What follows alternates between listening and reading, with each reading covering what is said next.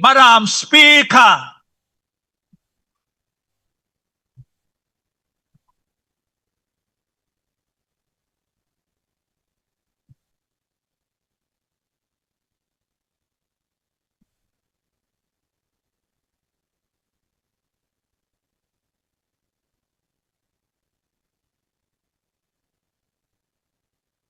There will now be a moment of silent prayer or meditation.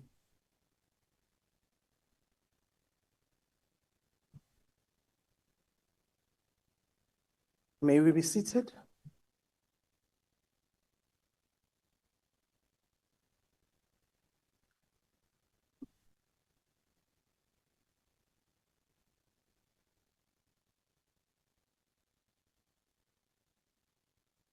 Order, honorable members. I can see you have missed one another. There's a lot of handshaking and greeting before we start. Honorable members, order. The only item on today's order paper is questions addressed to the President. There are 4 supplementary questions on each question. Parties have given an indication in which questions their members wish to pose a supplementary question. Adequate notice was given to parties for this purpose. This was done to facilitate participation of members who are connecting to the sitting through the virtual platform. The members who will pose supplementary questions will be recognized by the presiding officer. In allocating opportunities for supplementary questions, the principle of fairness, among others, have been applied.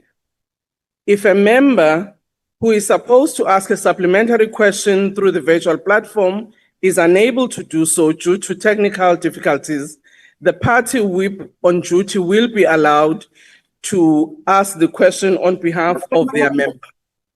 When all the supplementary questions have been answered by the President, we will proceed to the next question on the question paper. The first question has been asked by the Honorable J.S. Malema. The question is on the imposition of 30% duties of South African products by the President of the United States of America, Mr. DJ Trump, and the extent to which the government will react to these senseless tariffs and the impact that it expects to have on current and future diplomatic and trade relations with the United States. The Honorable the President, you are welcome and welcome to the podium to answer the question too.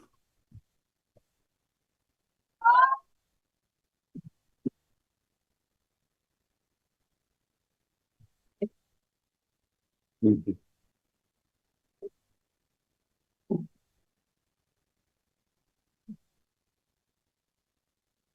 Thank you, Honorable Speaker and honorable members. in answering the question that is imposed. I'd like to say that, like many other countries around the world, our own country is facing the prospect of significantly higher tariffs to the exports that we make to the United States.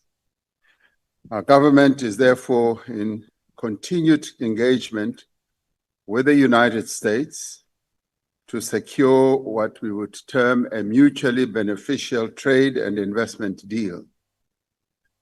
The Presidency and the Department of Trade, Industry and Competition have sent representatives who are currently in the United States, who are preparing for the further formal negotiations with the United States government, which should be taking place in just a few days.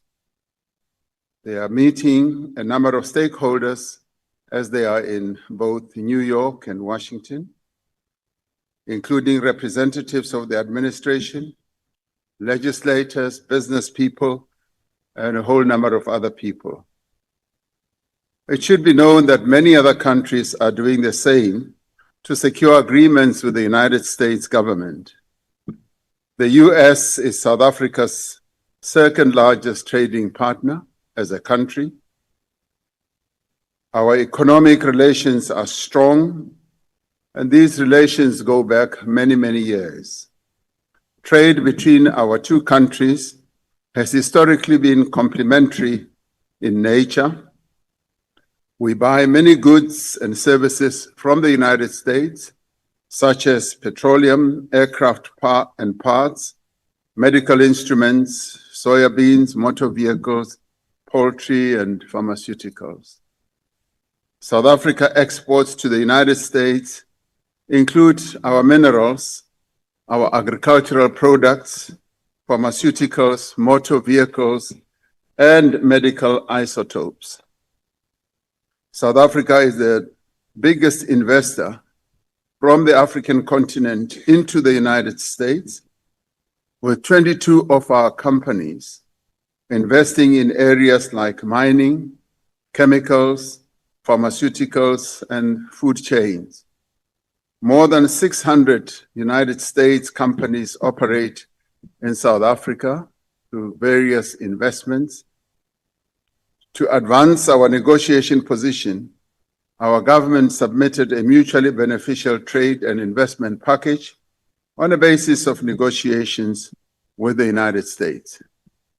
This builds on the previous package, which was submitted on 20th of May. In addition to the proposal put to the United States, Cabinet has also endorsed our own country's economic package to assist our businesses. This includes measures that we are putting in place to support South African businesses that are affected by the tariffs.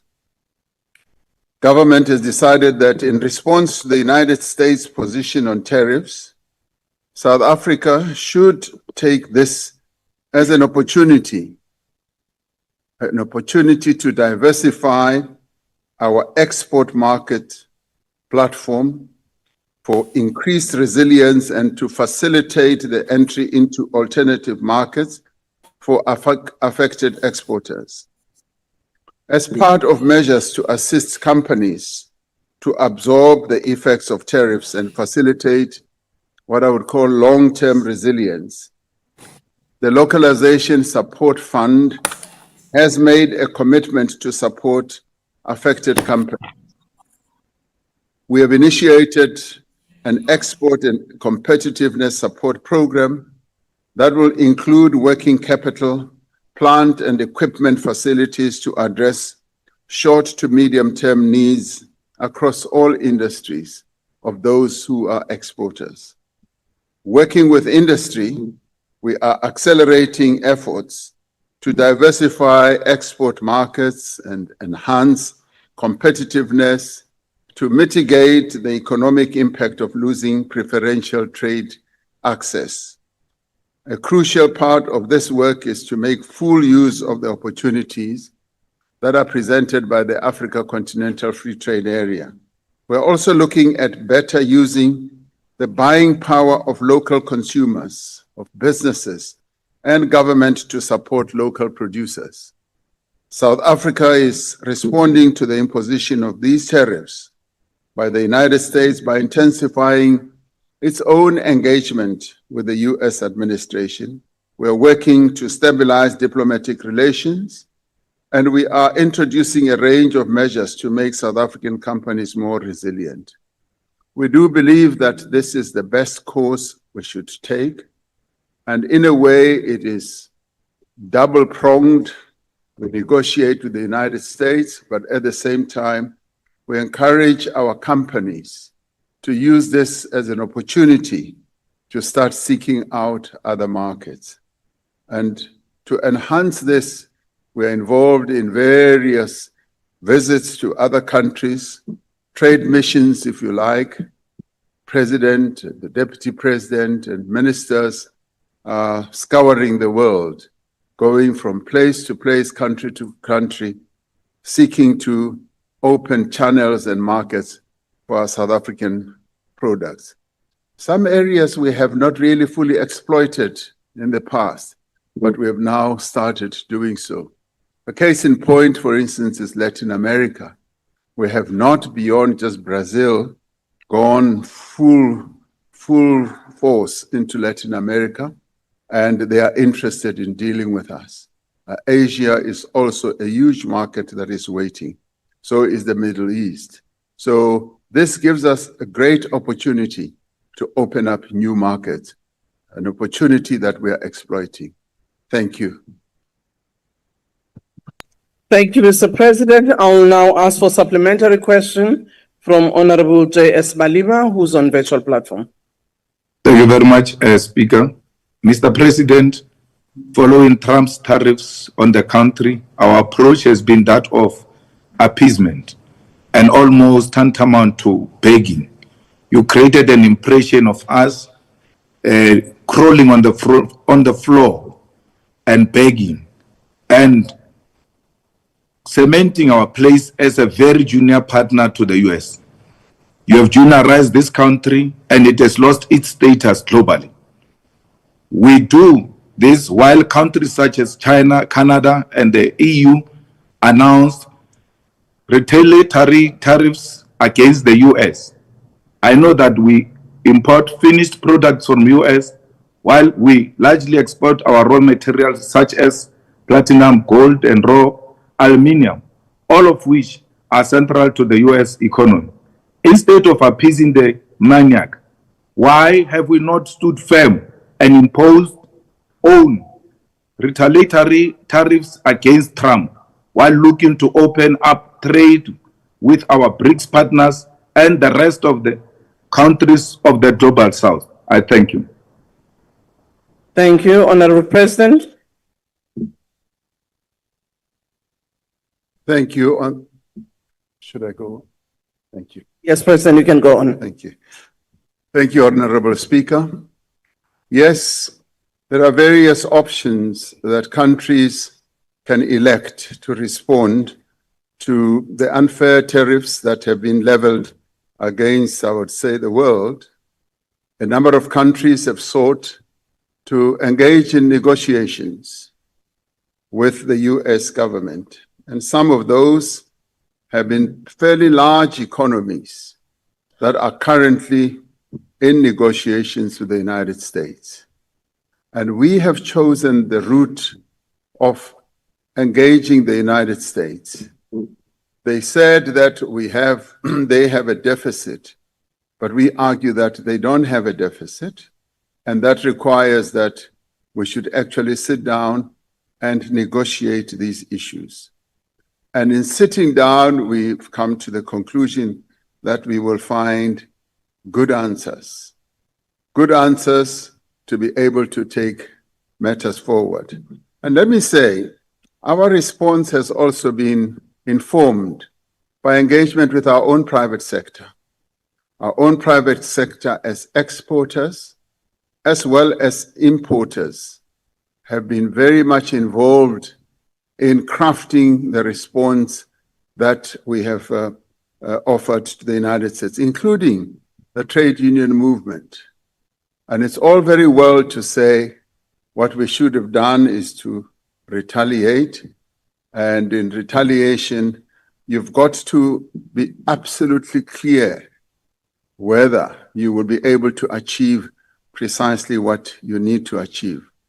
We believe that we are on the right course, a course that should end up with a mutually beneficial outcome. The United States is our second largest trading partners, accounting for hundreds of thousands of workers who are employed here.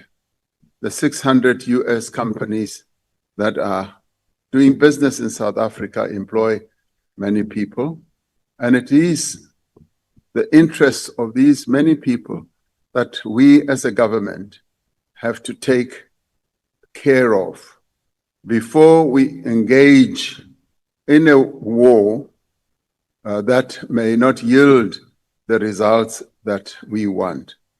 So if one wants to play to the gallery, one could embark on the type of option that Honorable Malema is talking about without knowing what outcome that option will have. Our option is informed by what we want to gain.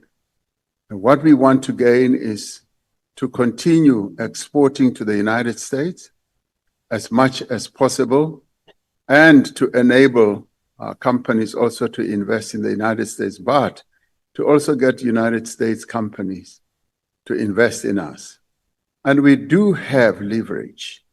And our leverage has to do with, yes, the natural resources that we have, the minerals that we have, which the United States needs. The discussions that we are having now with the United States also revolve around that. The critical minerals that South Africa has and the capacity that we have to process those minerals with the energy backing that we have, which many other countries don't have, is something that we take to the table and use as leverage. So I'd like to say that it is a strategy that we have opted for, and a strategy of engagement, and a strategy which we believe will yield results, notwithstanding the fact that we are obviously dealing with a United States administration that at times is unpredictable and that at times just retaliates. And without being supplicants, without, going on bended knee, which we have never done and which we will never do. And we have said we will not be bullied. We will stand as a sovereign country and negotiate and get the best deal for South Africa. That's precisely what we do. Thank you, Mr. President. Mr. Eso Armahumapilo. Thank you very much, President, and we appreciate the extent to which strategic engagements are taking place with the US on these tariffs. Now, the US on its own, President, realizing that its trumpeting trumpets of the tariffs are inflicting pain on them, they volunteered exclusion of some of the critical minerals from the initial list, which is an advantage for South Africa. So I want to check how, as South Africa, we can continue to deepen their own realization on the strategic tactical advantage that we have. Thank you, Madam Speaker. Thank you, Mr. President. Thank you, Honorable Speaker. Yes, the issue, as I said earlier, of the strength and the endowments that we have, which is critical minerals, is a matter that is firmly on the table as we are having these engagements now with the United States. And we have been, yes, exporting these to them on a tariff-free basis, whilst they had offered us a tariff-free entry through the AGOA offering or process. So therefore, in order to gain the advantage that we need for our own country, we are utilizing precisely this aspect of what they need most. In the end, we are saying we need to balance the books. What do they need most from us is what we put on the table for them to consider. And what do we need most from them? And in balancing these two issues, we then believe that we will be able to come up with a fairly well-balanced negotiation that goes beyond just what they are focusing on, imposition of a 30% tariff regime on us. We go to the United States negotiating table with a strong hand. We don't go with a weak hand. And our endowments, as you correctly say, is exactly what we take to the table. And the ability on our part to have those products processed here. But we obviously, in doing so, want to take it a step further. And we want to be able, and that's what we are insisting on, that even as we may well want to export the critical minerals, we want them to leave the shores of South Africa as finished products so that we beneficiate what we will finally sell to them. So that is the type of discussion that we are having with them, a proper engagement of two sovereign powers that are engaging for a fair deal outcome. And that is how we are proceeding with this. Now, our people who are in the United States now are fully fired up with this type of approach, and the Minister of Trade and Industry and International Relations will be joining them, and they will be advancing those discussions. We are on the ground, and we are working the ground in the United States as we speak now. Thank you, Honorable Speaker. Thank you, President. Mr. R. Smith. Thank you, Honourable Speaker.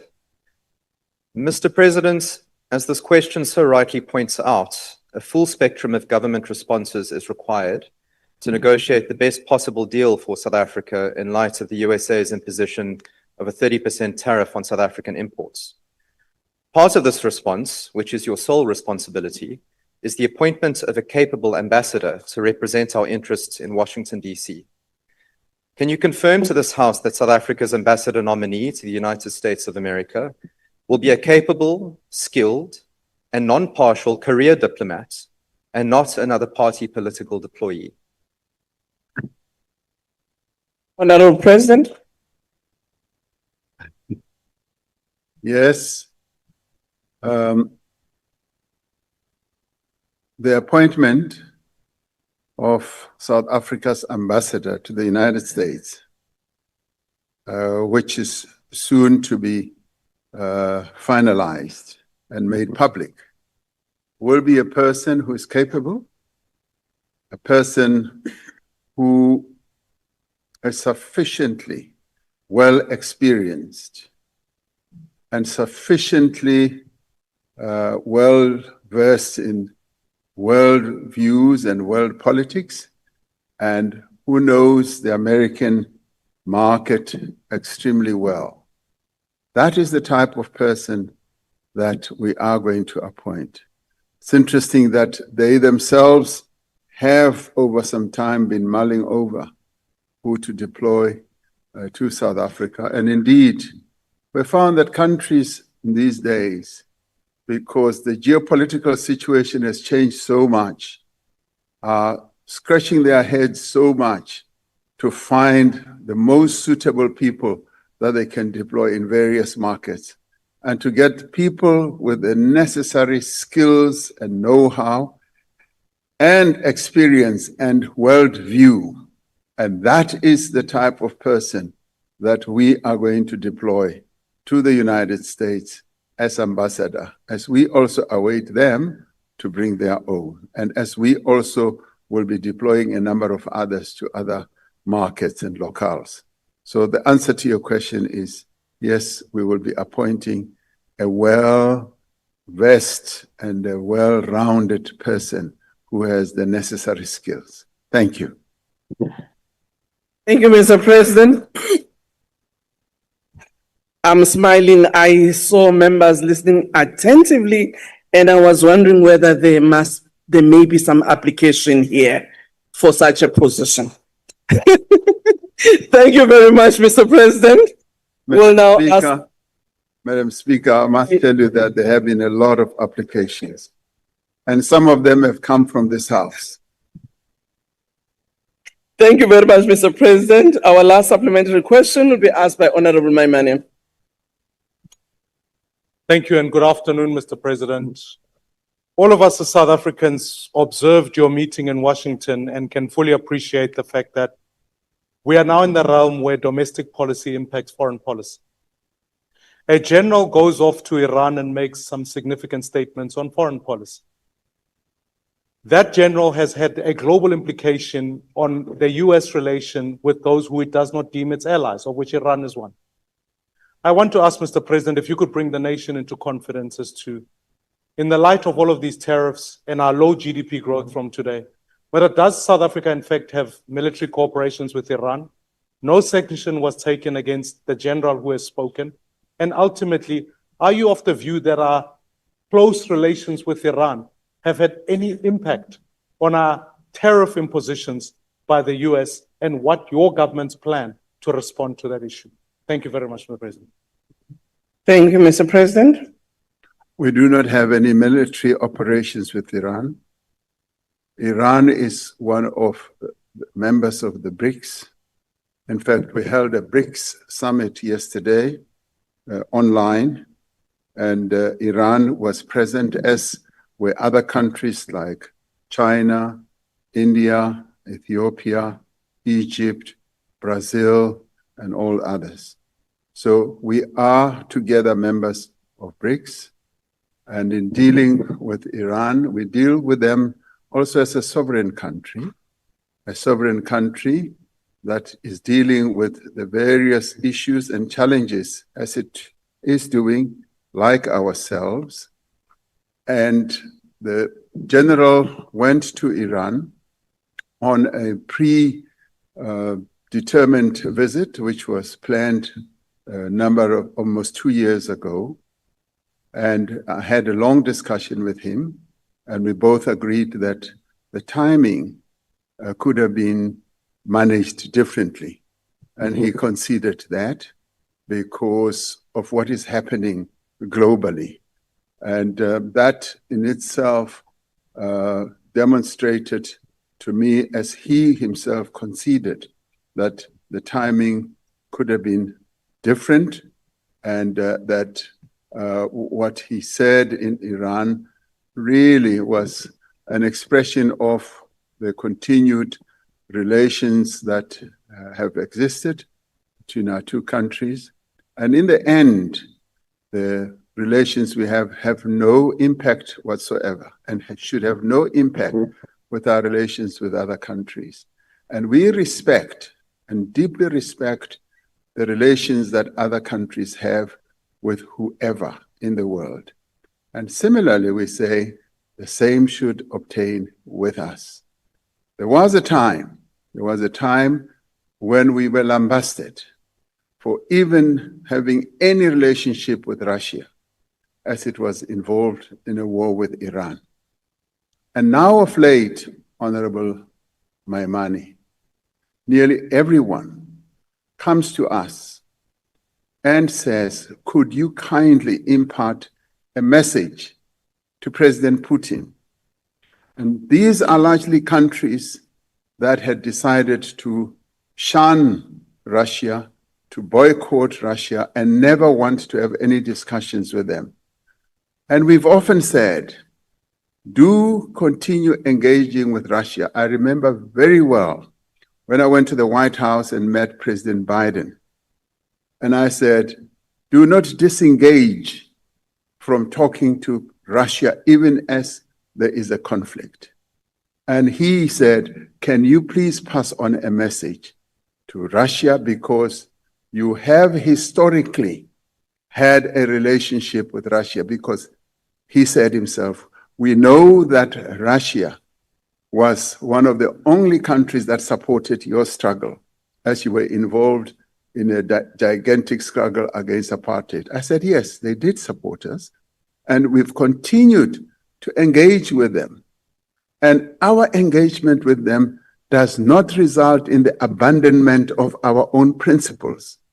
We have principles, and they deal with us with great respect, with great honor, knowing very well that we are a sovereign state and we will not abandon our principles whatsoever. And now, many of them are then calling us and saying, can you please pass on this message to President Putin about the Ukrainian war so that we can find settlement? And this is done by nearly all of them. And these are countries that criticized South Africa very harshly when the Ukraine-Russia war started. Now of late, they become converts. They now come to us and ask us to pass on messages and to see how best we can work for peace. Now, the position we've always had is that we, in pursuing peaceful outcomes, will talk to all parties. We will talk to those who are belligerents in any conflict, and we will adhere to our principles, and our principles are to make peace, to make sure that there is peace in the world and all conflicts are resolved peacefully. So our standing as a country has been greatly enhanced. Much as others say our standing has been dashed, it has actually been greatly enhanced, as many countries want to talk to us and see how best we can get involved in settling the variety of conflicts around the world. So the Iranian case is a case in point, and we've been very clear in our dealings that they are principled, and we will always adhere to our own principles and values and never abandon those. Thank you, Honorable Speaker. Thank you, Mr. President. We are now moving to the second question, question 14, that has been asked by Honorable M. Ntuli. Honorable Ntuli, unfortunately, has a family engagement and is not here physically, and has asked Honorable Mpapane to take the question on his behalf. The question is considering his State of the Nation address on 9 February 2023, in which he emphasized the creation of a state bank, which entails licensing the Postbank. What measures is the government taking to support the Postbank in acquiring its full commercial banking license, and whether the government has established the need to capitalize the Postbank to ensure its commercial viability? Honorable President. Thank you, Honorable Speaker. Driving financial inclusion remains a national priority for us. When more South Africans, especially the South Africans who live in the rural areas and underserved communities, are able to access affordable banking and credit, we unlock entrepreneurship, support job creation, and stimulate growth in local communities. Now, financial inclusion also empowers youth and women-owned enterprises, but it also narrows inequality and builds resilience in households and communities as well. South Africa has a well-developed and competitive financial services sector, and in fact, one can say almost second to none on our continent. And it is one of those great attributes that investors also look out for to distinguish our market from many others. Our commercial banks, development finance institutions, cooperative banks, and new digital entrants all provide a range of financial products and services to small businesses and individuals. But of course, we want much more access by our people, particularly your small, medium enterprises, to have easy access to finance from these institutions. The Postbank Amendment Act was enacted to strengthen the diversity of our financial sector and to ensure a dedicated focus on underserved communities. The act was meant to establish a Postbank as a developmental state-owned commercial bank offering accessible financial services to all South Africans, but more particularly to South Africans who live in the rural areas. Whilst obtaining a banking license is an independent regulatory process, the Minister of Communications and Digital Technologies, as the representative shareholder and executive authority of the Postbank on behalf of our government, is tasked with ensuring that the Postbank receives the necessary support to obtain the banking license. Now, according to the Minister, the Postbank has not yet fully met the conditions for a banking license, particularly around its card key management processes and the compliance with the prudential standards that are required. Its immediate challenge is to strengthen its governance to ensure compliance with prudential standards and to stabilize its own finances.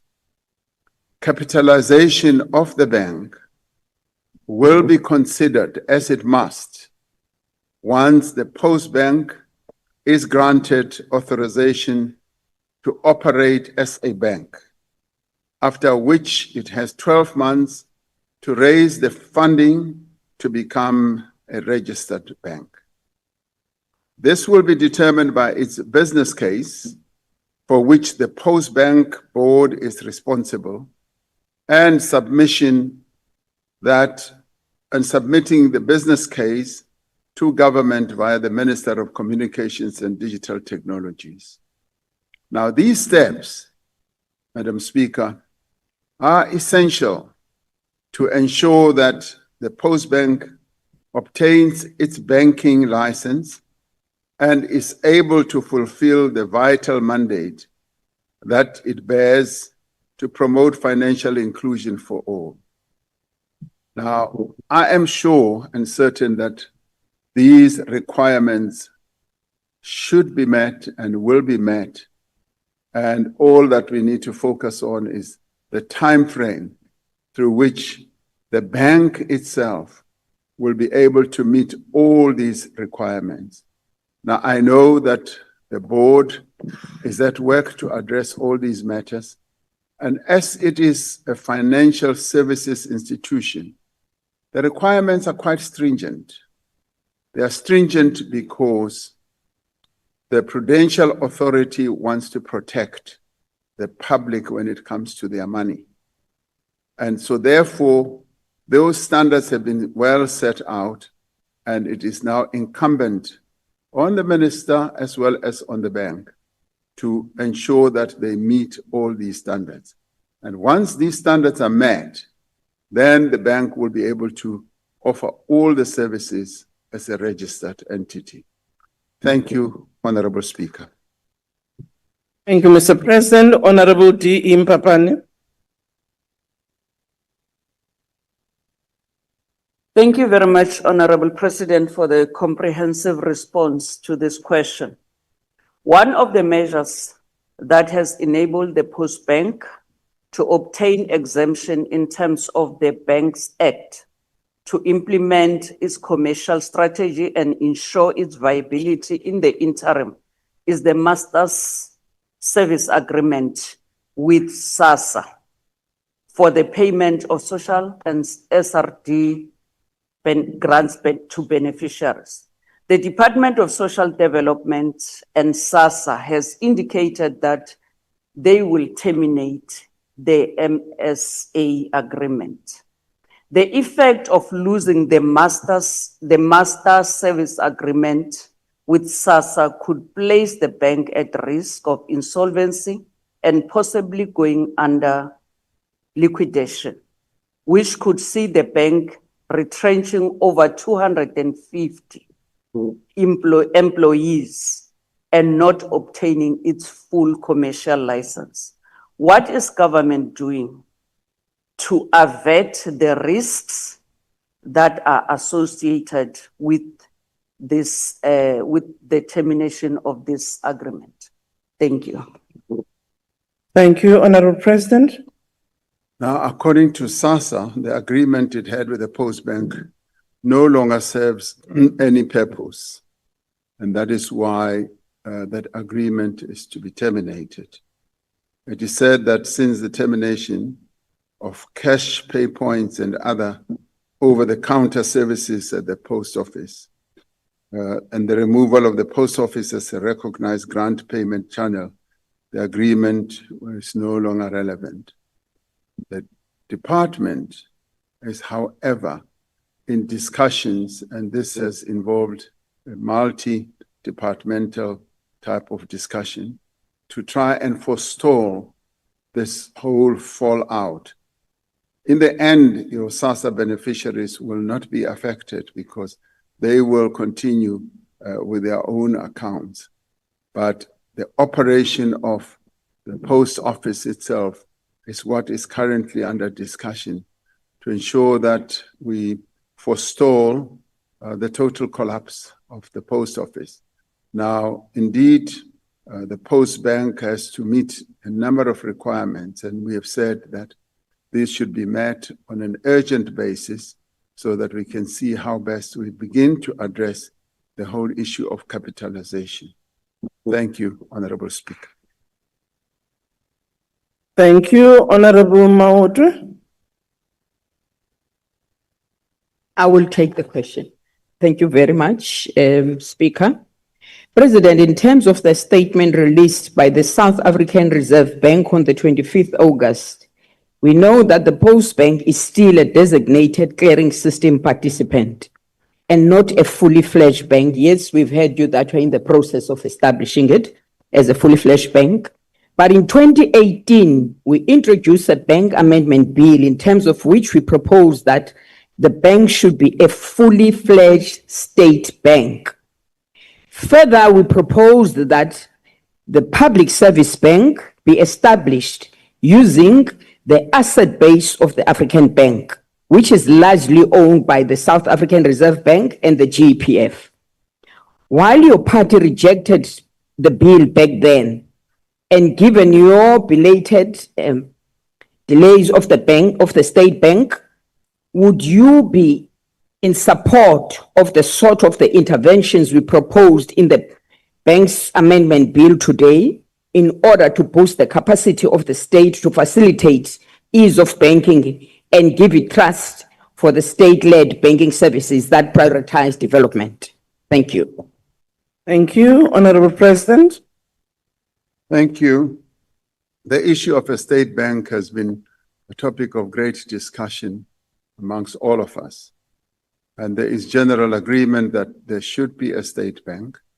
The whole question is really how do we then move forward to put it together? And how do we put all the key elements, whether they reside in the Postbank or whether the African Bank could be part of them. And we should remember that the African Bank has other shareholders who are not state entity parties, who are like your commercial banks. So all those entities now need to be properly synchronized to ensure that we do utilize whatever assets that there are to create a state bank.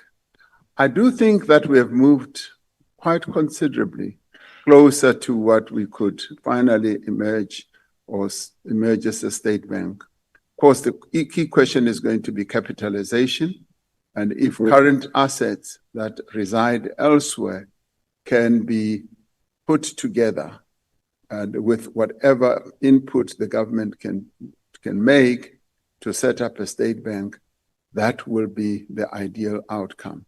So in the end, I do believe that a state bank is no longer a question of whether it will be set up or not. It is really the mechanics of how we go about setting up the state bank. That it will be done, in my view, is a foregone conclusion. It will be done. How we go about it and how quickly we move to set it up is the critical question. And it is a question that I believe is being addressed both by Treasury, by the central bank, and also a number of other entities as well as ministries. So a state bank is something that is going to happen. Thank you. Thank you, Mr. President. Honorable MC Mafakane.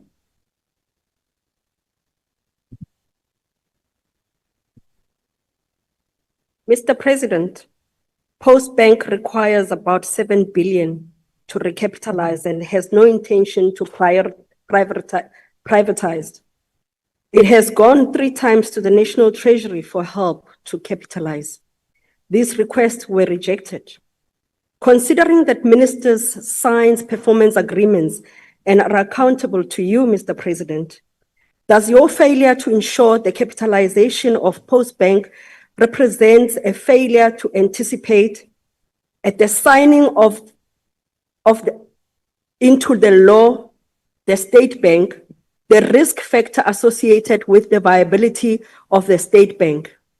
When this decision, like many others, is not implemented, will you say that you are shocked and call for the citizens to provide an answer and solution as you normally do? Thank you, Honorable President. Thank you, Honorable Speaker. I like your laughter on this. You know, when somebody laughs the way you are laughing, they know they are not telling the truth. But let me answer you directly. I am not shocked. Point number 1, I am not shocked. Point number 2, I am not asking South Africans to provide the answer. Now, once we've cleared those 2 questions, I should say that capitalization of the Postbank is something that needs to be handled with the necessary care. Firstly, the fiscal challenges that we face are enormous. We don't have easy money lying around, but at the same time, what I said in my reply. Honorable Klute, can you please switch off your mic? What I said in my reply in chief was that there are quite a number of conditions that have to be met. Now, I should say that the progress that is being made in moving towards getting the Postbank to become a properly registered bank is actually quite encouraging, because now there's a clear roadmap. And the roadmap is, from a governance point of view, the board must ensure that everything is well aligned, themselves as the people who are responsible for governance. And at the same time, they need to look at the financial viability of the bank itself. And once all that has been done, we will then be able to move to the whole question of capitalization, and then determine how that capitalization should happen. And it is then that the minister will come to this house and propose a capitalization amount and where the money should come from. That we want to move towards setting up the Postbank as a registered bank is a given. And all we need to do is to ensure that all these other matters that are regulatory, that have to do with governance, and that have to do with financial prudency are all attended to.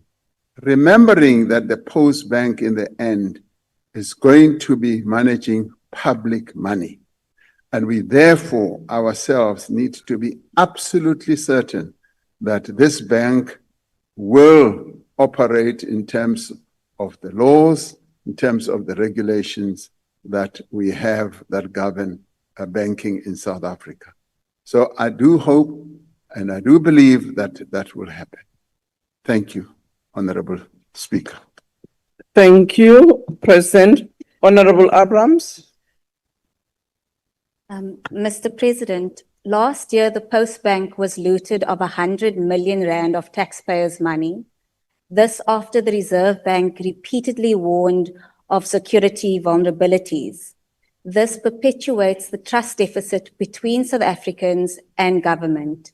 Can the President tell South Africans why a state-owned bank will not become yet another VBS looting scheme?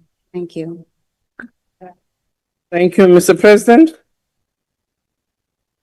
The VBS saga has taught us a lot of lessons.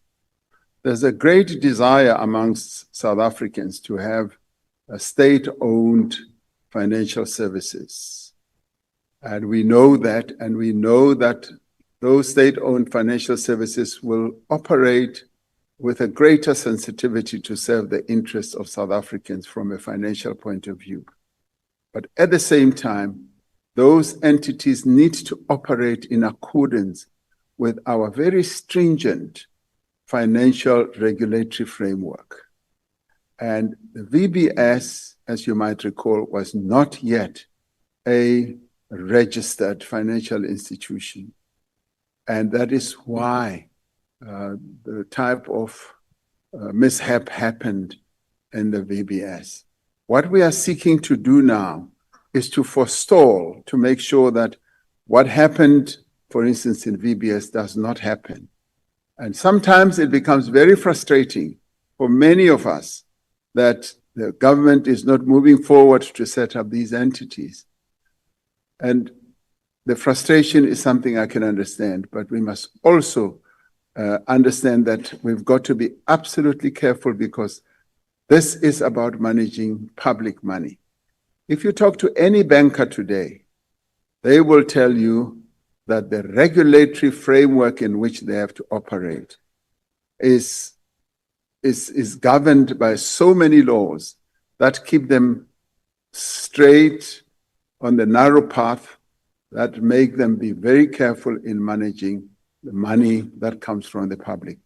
So the assurances that one can give would be adherence to regulations and to the watchful eye of the Prudential Authority, which is part of the South African Reserve Bank, who watch every bank so closely. And they watch it so closely to a point where no one can serve as a director of a bank without being approved by the Reserve Bank. And the whole process of scrutiny, of ensuring that everybody who serves on a bank is a proper person, is quite stringent. And we need to thank them for that. And that is why our financial services architecture is so well respected in the world. So when the Postbank finally gets that license, it will join that league of well-regulated bodies and well-managed bodies to ensure that things like fraud and the disappearance of money does not happen willy-nilly. So we should trust our regulatory framework and know that once we accede to that level of approval, a lot will be much better and safer. Thank you, Honorable Speaker. Thank you, President. We now move to the third question coming from Honorable G. Bichalakis, the Chief Whip of the DA. The question is about whether the national dialogue is intended to assist the government to achieve its priorities of economic growth, poverty reduction, job creation, lowering the cost of living and building a capable state. If not, what is the position in this regard? If so, what are the relevant details? Thank you, Mr. President. Thank you, Honorable Speaker. The outcomes of the national dialogue will in the end be determined by the citizens of our country. They are not going to be determined by the president, nor any one of us sitting here. National dialogue should be seen as a structured process where the citizens of our country, together with political actors, civil society, and other stakeholders, come together to deliberate on the future of their own country, to debate on the South Africa they want. Its importance, therefore, lies in several interconnected dimensions. The national dialogue is aimed at giving ordinary South Africans a voice to articulate precisely the South Africa that they wish to have and how they participate in crafting the solutions for the country. Now, crafting the solutions sometimes is seen as privy for the leadership. And that is why when I addressed the national dialogue, I asked the people of South Africa a number of questions that they should also participate in answering. And a wave of criticism has come my way when I sought to elicit real participation so that as South Africans, we must ask ourselves those very important questions. And we must, yes, as ordinary South Africans must ask, why does the tap not have water?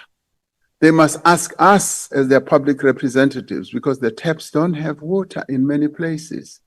And they must, they must then say, you know, Order, honorable members. the taps don't have water because there is either corruption, there are water tanks, and we see it in our own communities, and be able to point out exactly what is happening on the ground themselves. Now, that is the opportunity that South Africans are going to be having or given to address these issues. Now, over the next few months, South Africans from across the length and the breadth of the country will be engaging in conversations on the issues that concern them deeply. The first national convention, which was held from the 15th to the 16th of August at UNISA, was attended by over 1,000 delegates representing more than 200 organizations. Now, that was quite a crowd of people, not Mickey Mouse at all. The convention brought together around 30 different sectors in society, ranging from business to labor to traditional leaders and faith-based organizations.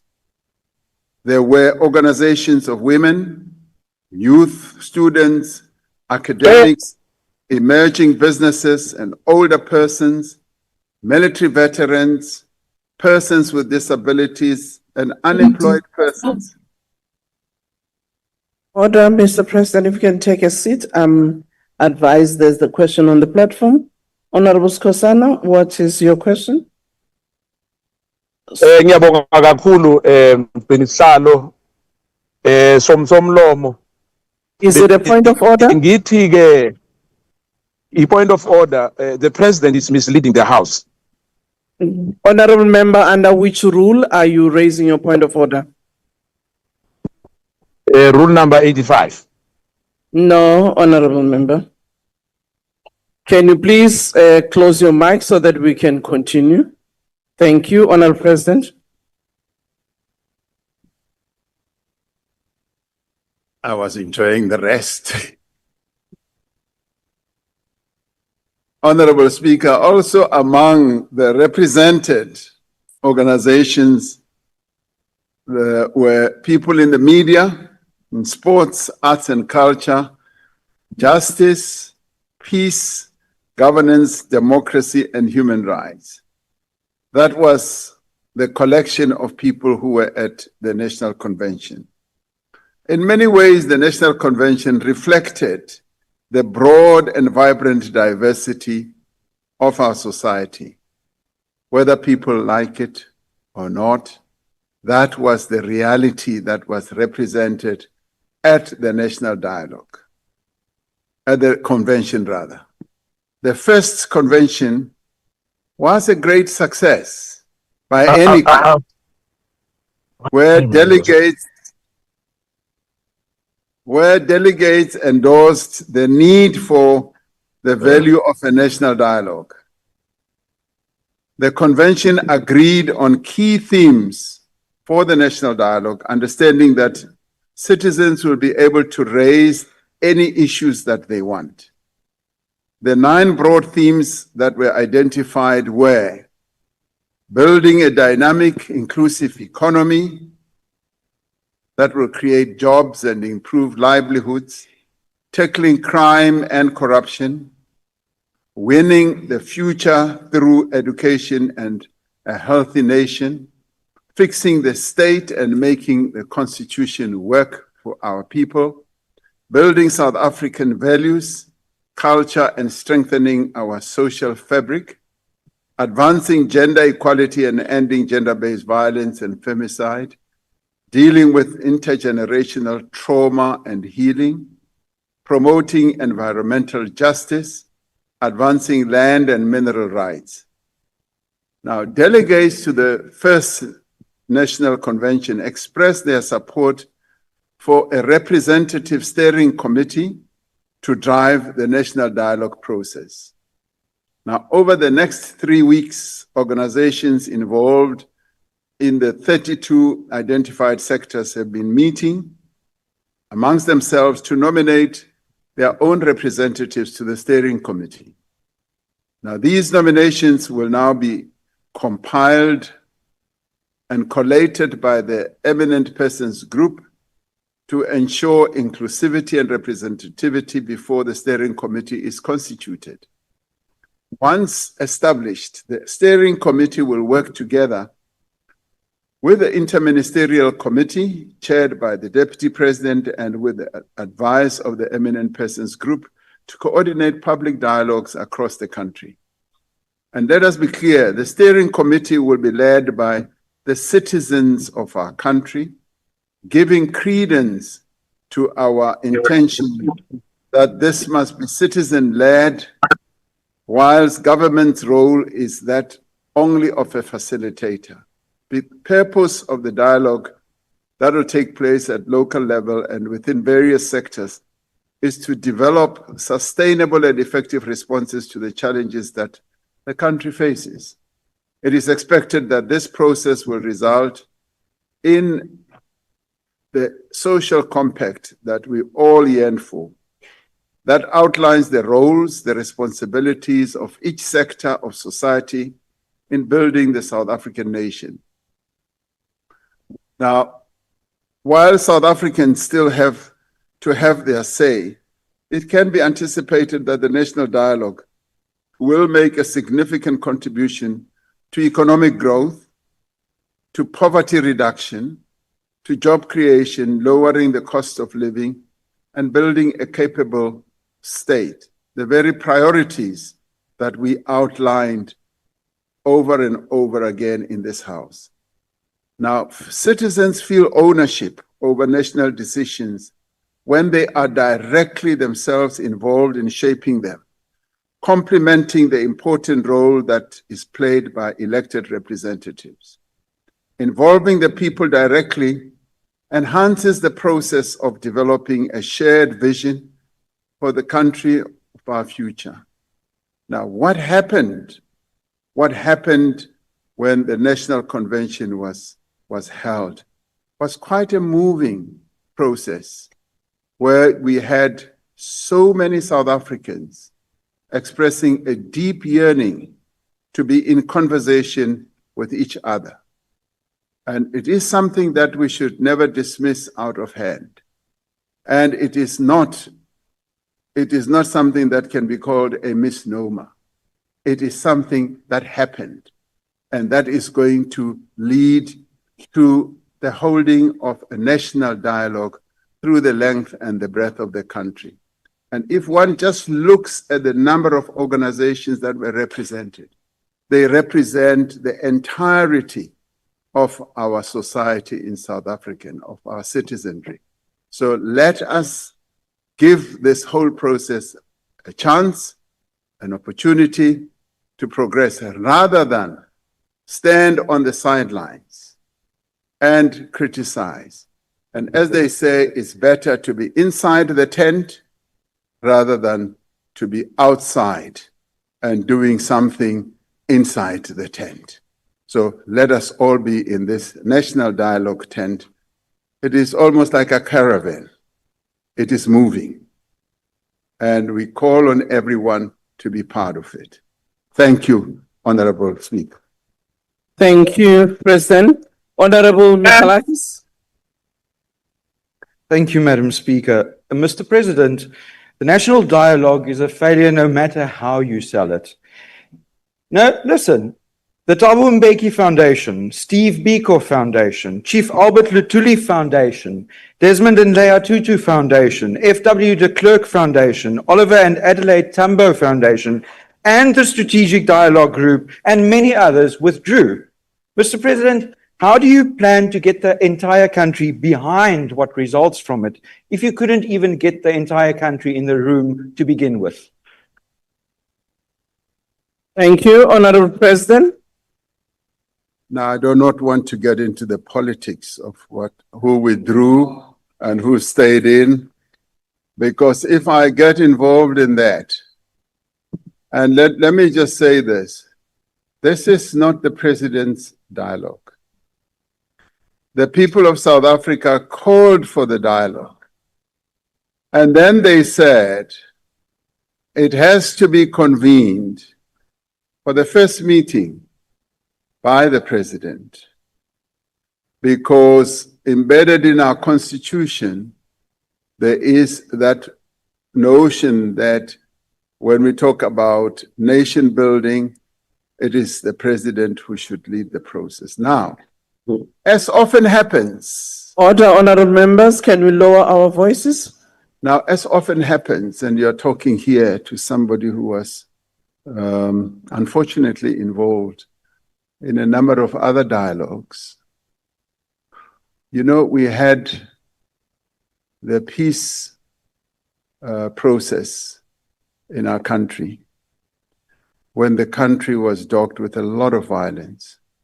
A number of South Africans got together and said we should have a peace summit. And when that was held, a number of other people did not participate. But a peace pact was framed, and it helped to bring down the levels of violence in the country.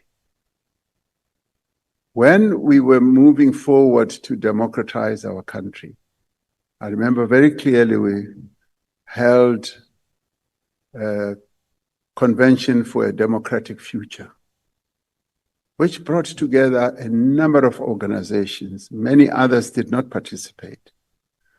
That convention for a democratic future helped to craft the path towards negotiations.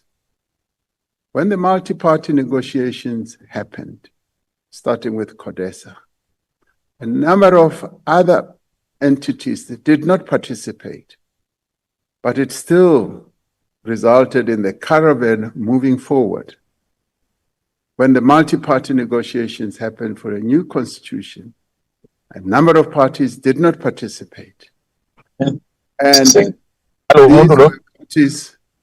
these were parties of great weight, of real big influence. They didn't participate, but the caravan moved on and finally produced the constitution that we now have. And the process of drafting that constitution was so broad and so inclusive. The drafters went throughout the country to involve a number of South African citizens. So it often happens, we're experienced with this, that when national processes happen, there will be those who will decry that they have not been included, and there will be those who say this is irrelevant, and there will be those who say we don't want to participate. But the majority always participate, and they move the process forward. So in this case, I am hopeful, much as, truth be told, much as I now have nothing to do with the dialogue, because the dialogue is now being led by a steering committee of which I am not a member. This dialogue is now going to be taken forward by those people who believe that this process should be theirs. And all we will do as government will play a supportive role of financing their various activities. And in many ways, that caravan is going to move on, whether people like it or not. And those who may have an inclination to now want to be part of it and join in, I'm told that they will always find the door open. And the caravan will stop for a while to allow them to climb on, and then it will continue moving on. Thank you, Honorable Speaker. Thank you, Honorable President. Honorable members on the virtual platform, really, please help us to make sure that we move with the process of the question and not disadvantage other members who still have their questions. And I think it is important that we note that let's not be disruptive. Can I ask Honorable Ismail Musa? Order, honorable members. Thank you, Honorable Speaker. His Excellency, the Honorable President Cyril Ramaphosa, thank you so much for the opportunity. Considering the widespread public perception of a lack of trust at grassroots level in government, and noting that NGOs and civil society organizations are playing a pivotal role in supporting communities where government capacity falls short, it is concerning that their pivotal role was not adequately prior engaged, recognized, or included in the national dialogue. So may I ask you, Honorable President, does the national dialogue intend to broaden its engagements to meaningfully include grassroots and civil society organizations at its top structures so that the process is more adequately and genuinely people-driven? In the interest of our South African citizens, given the urgent realities faced by millions of South Africans. Thank you. Your time is up, Honorable Member. I'm sure the President had picked up at least one question that you asked. Honorable President.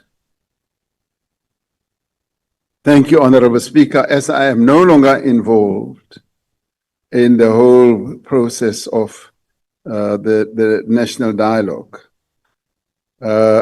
I'm told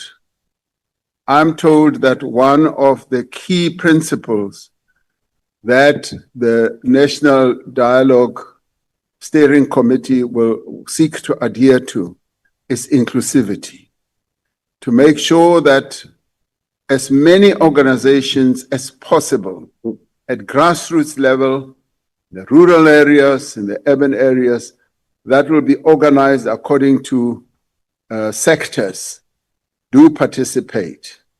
And already I'm told that those sectors are meeting as we speak.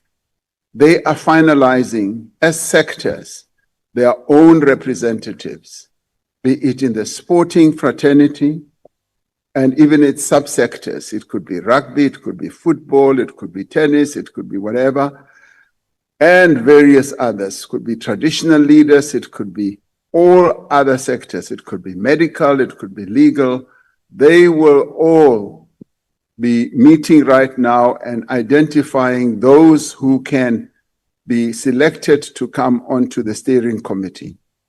I do believe that it might well be a fairly large steering committee that will seek to be representative of the people of South Africa, of various sectors to which our people coalesce around. So the fear that others will be excluded should really be waylaid, because in the end, we want this dialogue process to be as inclusive as possible, and it must be people-driven. It must be driven right from the grassroots level. And people must be able to speak out their own minds. I envisage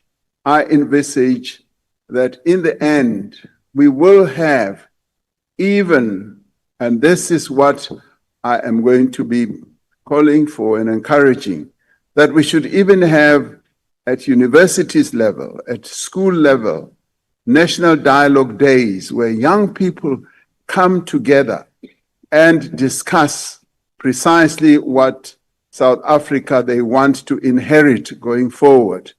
They themselves must have those types of discussions.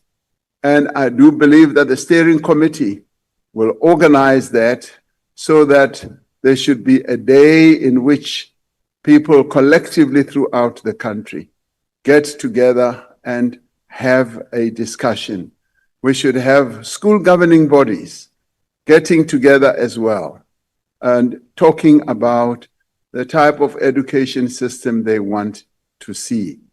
And all this, including the questions that I raised, are matters that South Africans should be talking about and should be crafting solutions around.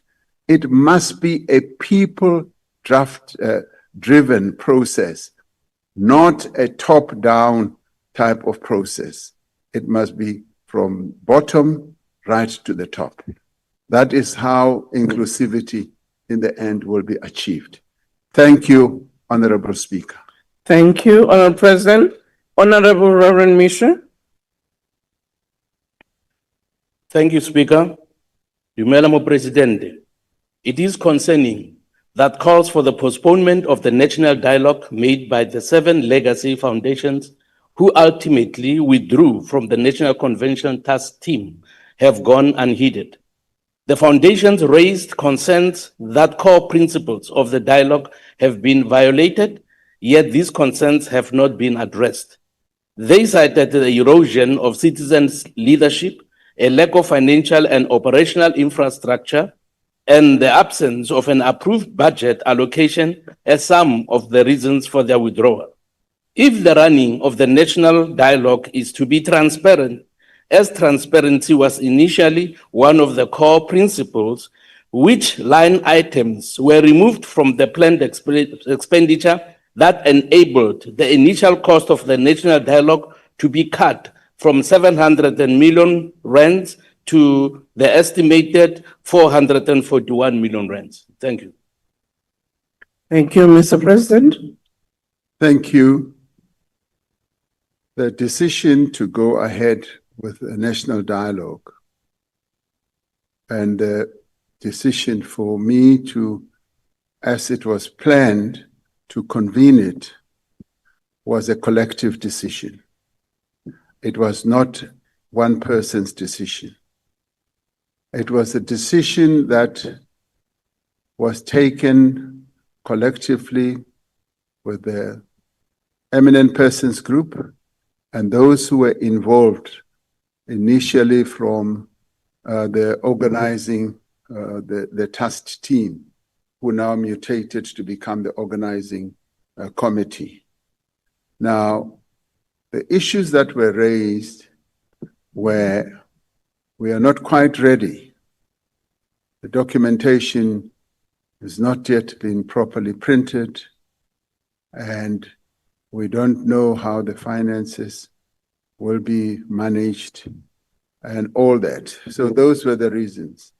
And the counter reasons that were then put forward is that the invitations have already gone out. Various organizations are responding. There are going to be more than 1,000 people who are coming. Arrangements have already been made. Bookings have already been done for transport, for accommodation, and what have you. The preparations for documentation can be solved fairly quickly. The issue of the budget was not really the key issue in the end. The key issue for me, and I must put my hand in this, was that the budget that had been drafted was 740 million. And I said, what will we be doing with 740 million? And it came out that some of the money would be utilized for booking people in expensive accommodation, booking meeting halls. And I said, but is that really necessary? When our people meet at ward level, they will always find places to meet, like we do with our Stockfells, with our prayer groups, with our whatever. People always find places on a free basis to meet. Why do we budget so much money for holding of such manifestations? And I then directed that that budget should be brought down substantially. Even on the National Convention, when I looked at the budget, and I do look at these things, when I looked at the budget and found that the charging for the hotel and all that were so high, I said, no, we are government. As government, we operate on economies of scale. We can bring prices down, go back and ask for bigger discounts. This is precisely what they did. And it did bring that budget down. Now, the good thing was that the finances are being managed by NEDLEC. Treasury allocates money to NEDLEC. NEDLEC, which is a state organization, manages that, and it plays the role of the secretariat. And that for me is very comforting, to ensure that what people feared, that money will disappear, should to a large extent be curtailed, and that we should keep a hawk's eye on how the money is utilized. Now, those were some of the concerns, but in the end, Honorable Mishwe, the decision that was taken was a collective one, that we go at. If we stop having invited people, it might be very difficult 2, 3, 4 months later to bring them in. The principle of getting this to be a people-oriented process is not true. It's very false.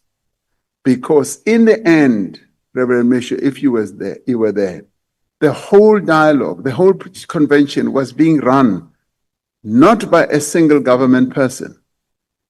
It was being run by civil society, people from organizations. And I kept asking, who is this one? Who is this one? Because I didn't know them. And to me, that was a joy that we've got people who are not the known names who are running. The deputy president was not the chairperson of the dialogue.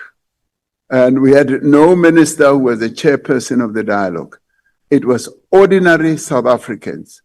And that whole process is now going to be transposed to how it happens at the local level. And I have insisted that from government point of view, it must be hands-off. Hands-off. The only time we will need to get involved is to delineate the money and to make sure that the money process is being well handled through NEDLEC. So government hands off, our people are in charge, and I trust our people to deliver the product that the people of South Africa need.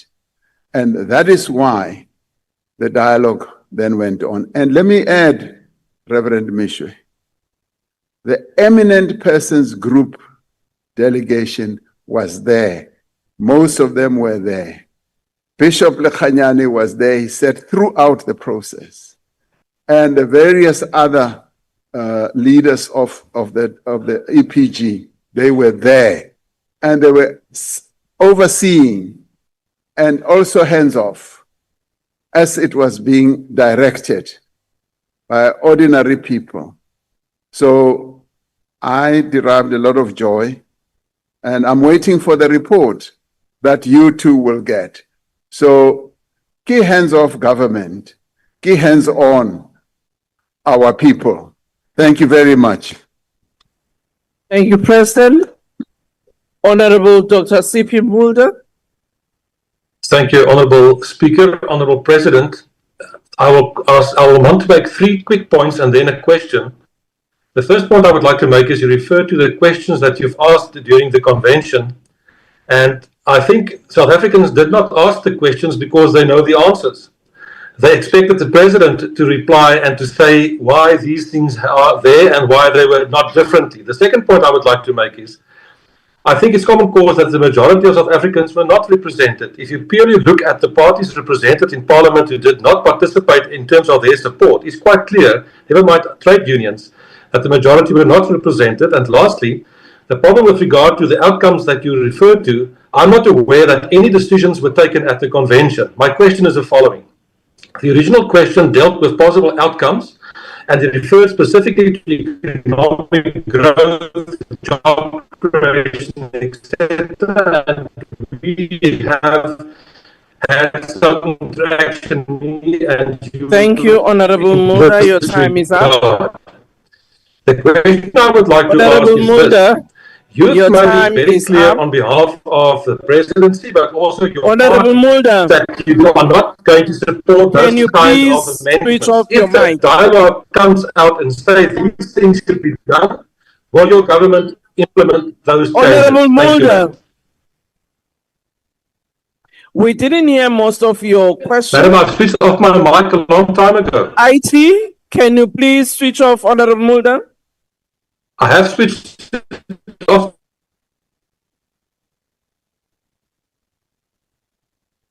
Mr. President, you can answer a question you had because it was very difficult. Thank you, Honorable Speaker. It was very difficult to hear, and whatever I might answer might not entirely answer the questions that he might have had. But to the extent that I had, Honorable Mulder seems to be saying that the majority of parties represented in Parliament are not participating in the dialogue. That may well be so, but there are some parties that are in Parliament that are represented in the whole process of the national dialogue. And as I said earlier, at times when we hold national manifestations, there are those who choose not to participate. And I think, past just begging them to participate, we can never, as the English say, take a horse to the river and force it to drink. And I'm expecting that with time, as they see this process unfolding, they may well want to participate. But in the end, the value of South Africans talking to each other. And let me be clear, let me be very clear. It is South Africans who will be talking to each other, meeting at ward level, where even our voters, the people who voted for us, are represented. So they will be talking. And they will not even be, cajoled not to talk. They will opt to go to those meetings and participate. So it is to the detriment of us who are sitting here to say, no, we are not going to participate because of this and this and that. I often, and I referred to this with regard to the Pan-Africanist Congress. Their message to me was quite heartwarming because the president of their Pan-Africanist Congress came to me and said, Mr. President, we as the PAC have always shunned and stayed away from various national manifestations. And we now realize that with our absence, our voice was not heard. And now we want to be there because we want our voice as the PAC to be heard. And I took that to heart and I said, that is precisely what the South African response should be, that we should participate. Because you know what? Your own members, your own voters are going to participate at grassroots level. They are going to go to those ward meetings, unless, of course, as a party, you issue a directive that do not participate. And maybe all you should ever say is that if you see the president in any of those, don't go. I promise you, I'm not going to be there, so they should go. So I do hope that various parties will find their way clear, and those who are staying out will find their way clear to participate. This is a serious citizen-led process. Our people want to participate. Thank you, Honorable Speaker. Thank you, Mr. President. The next question is question 16 and has been asked by the Honorable Modise Mpeya. The question is, given that the Republic is preparing for the G20 summit in November 2025 in Johannesburg, what has the assessment so far of South Africa's, what has been the assessment so far of South Africa's G20 presidency in line with the theme of solidarity, equity and sustainability? Mr. President, before you proceed, Honorable Skosana, was that a point of order? No, it's a point of privilege. No. Honorable Skosana, we are now busy with the questions. Honorable President, please proceed. Honorable Deputy Speaker, South Africa's G20 presidency under the theme Solidarity, Equality and Sustainability has received strong support from G20 members, also strong support from invited countries that are not members of the G20 whom we have chosen to invite, particularly those who are on our continent and immediate neighbors to us, as well as receiving great support from international organizations. South Africa's G20 presidency has entered its final 90 days. Approximately 87 of the 132 official meetings on the G20 calendar have already taken place.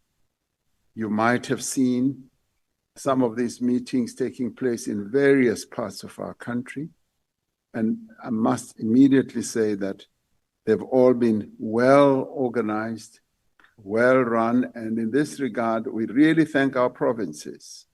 Our provinces have come out in the strongest way to be hosts of these various G20 meetings that have been held from as far afield to the Kruger National Park, to the Eastern Cape, Northwest, all over, in fact, all over the country, these meetings have taken place.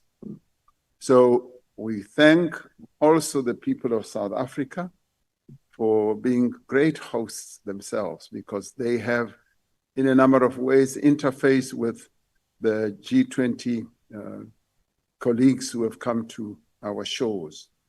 And a number of these meetings have resulted in people who didn't know our country falling in love with our country and saying they will return on a holiday and they will come and see our country more closely.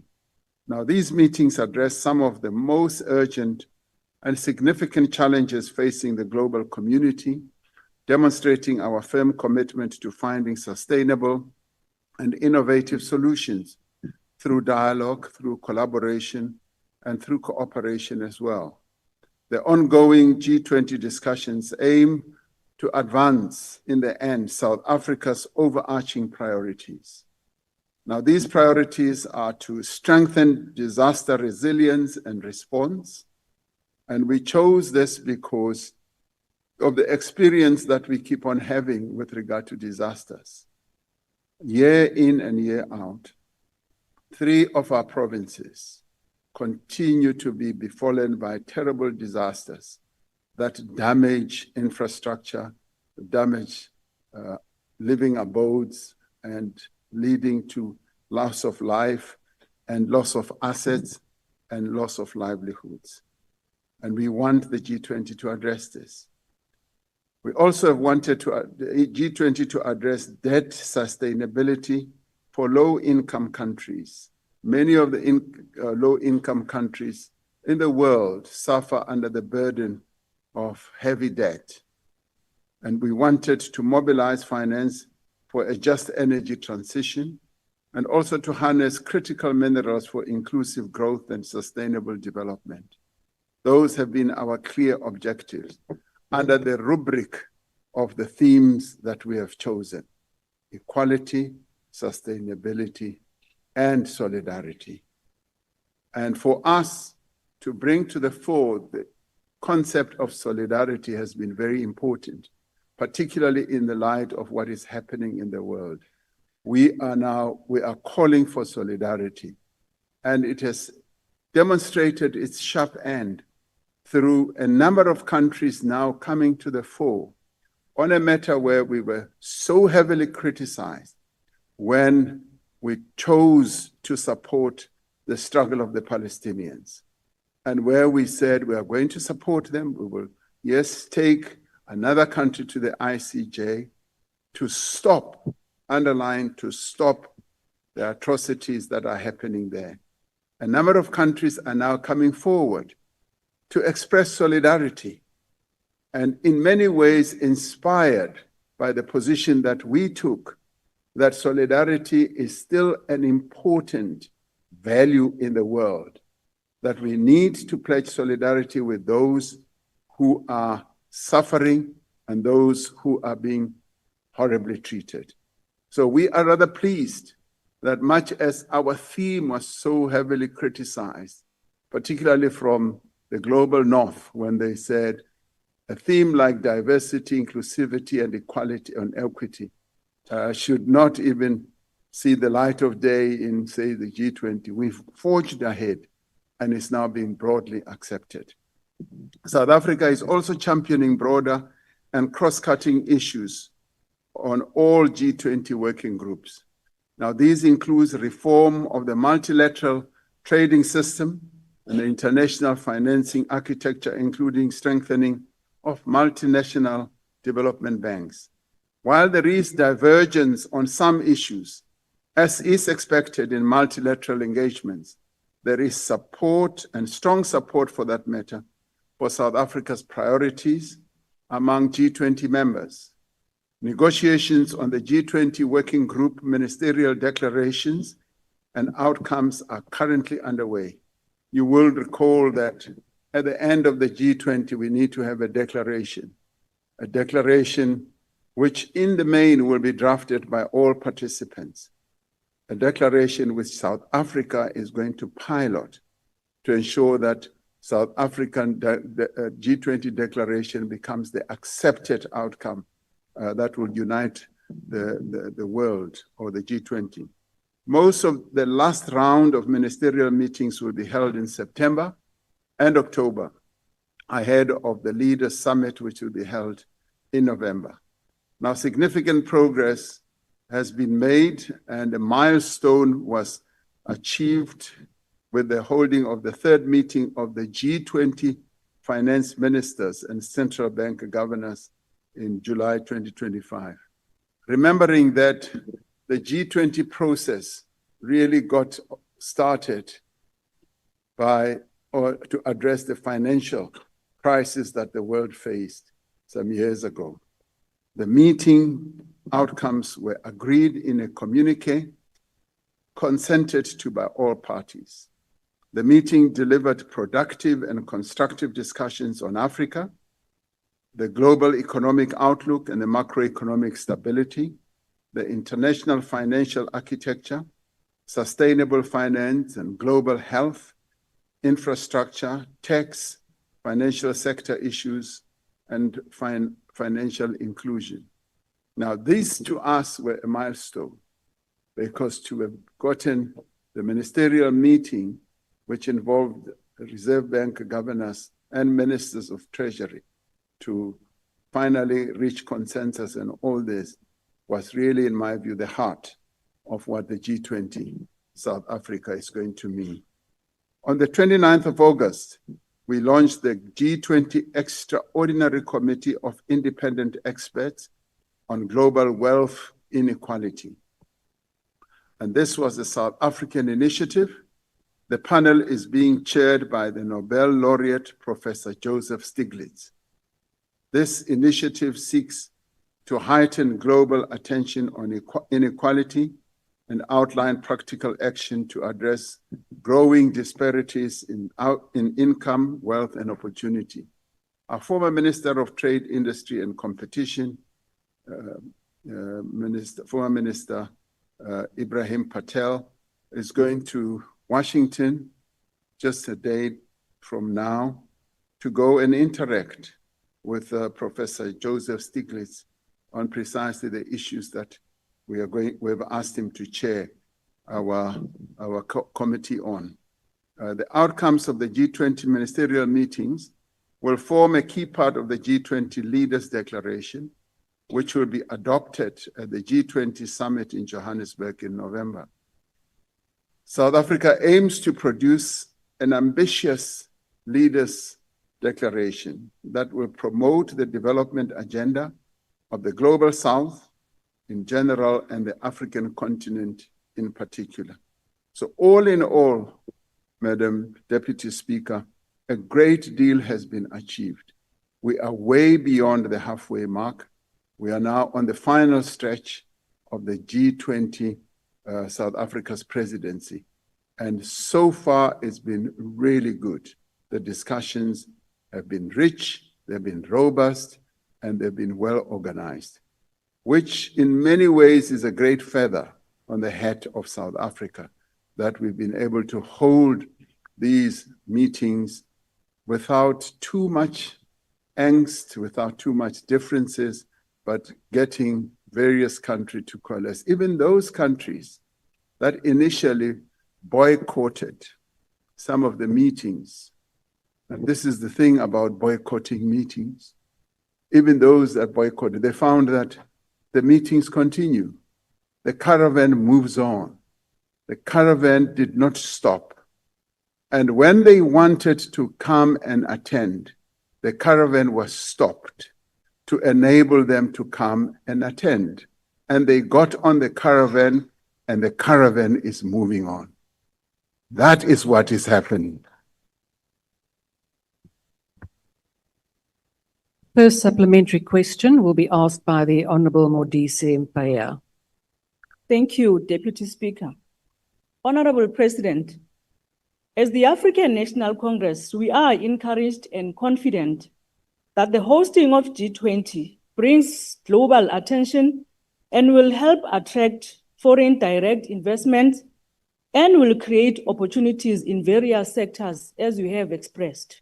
However, a lot of our people are uncertain and are asking the questions of how will the G20, as hosted by South Africa in 2025, benefit an ordinary persons on the streets, as well as help improve our economy and ensure that some of the opportunities created can be sustainable even beyond the event.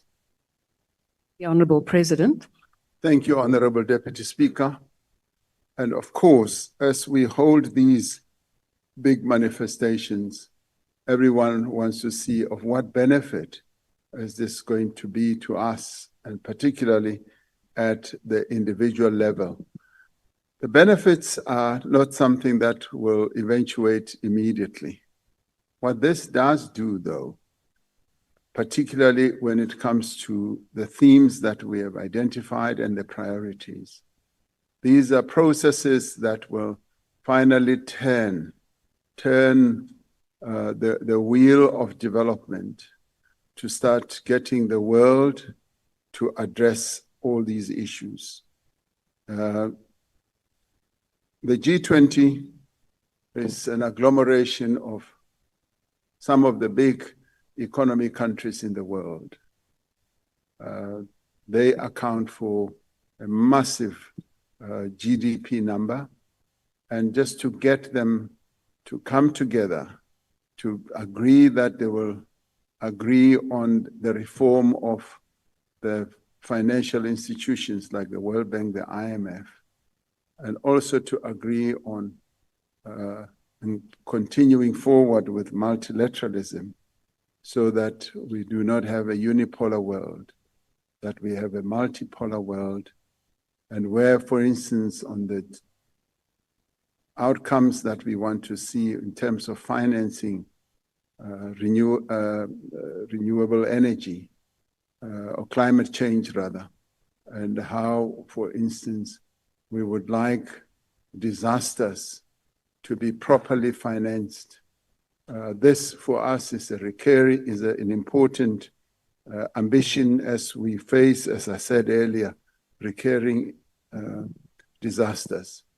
So in time, the people who live on the eastern seaboard, in KZN, in the Eastern Cape, in the Southern Cape, who continue to suffer from climate change damage, we're hoping that through the decisions that will be taken, we'll then be able to get finance that is going to assist us with rebuilding. And obviously, we're also doing this for our own continent, for countries in the global south, but more particularly for Africa, that in the end, there should be agreement on how countries that are suffering from a high debt burden can get cheaper loans to address their own developmental agendas. Now, all these matters do take time, as many others that have been decided by the G20 do take time. For instance, in Brazil, the decision was taken to target the 3,000 richest people in the world and to levy a tax on them. Now, that was agreed, and that work is now underway. It will admittedly take some time before it is finally put into place. But in the end, the taxation of those people will lead to higher taxes for the countries where they live, and in the end, it will result in development finance being present. So we, as South Africa, being positioned as a country that is hosting the G20 for the first time, we should be pleased that it positions our country as a very important country from an influence point of view, because we are up there with the many other nations, and we're able to influence decisions that will be taken by various multilateral organizations in the world. And as it is now, because we are G20 president, our views, our opinions are sought, and our word is heeded and listened to. So these are some of the key benefits that position our country at the top level of countries that operate in the world. And more so for us, it was more to focus on Africa and to focus on the global south, which has broadly been accepted, and also to focus on the Africa Continental Free Trade Area and to convince the various countries that are part of the G20 that South Africa remains the gateway into the rest of the African continent, where if they want to set up operations, we are an investable destination. So from an investment point of view, it also showcases our country. It gives us an opportunity to talk about South Africa. And in fact, in all the meetings that have been held, all our ministers and our deputy ministers have done nothing but to showcase South Africa. And as we have held these meetings, we've taken them to places that showcase our country as well. And that has brought tourism in and will also bring future tourism. So the benefits are can be multiplied in many ways.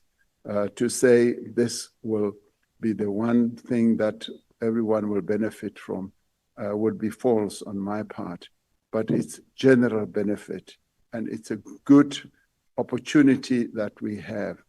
It's an opportunity that may only befell us or come to us possibly 20 years again from now.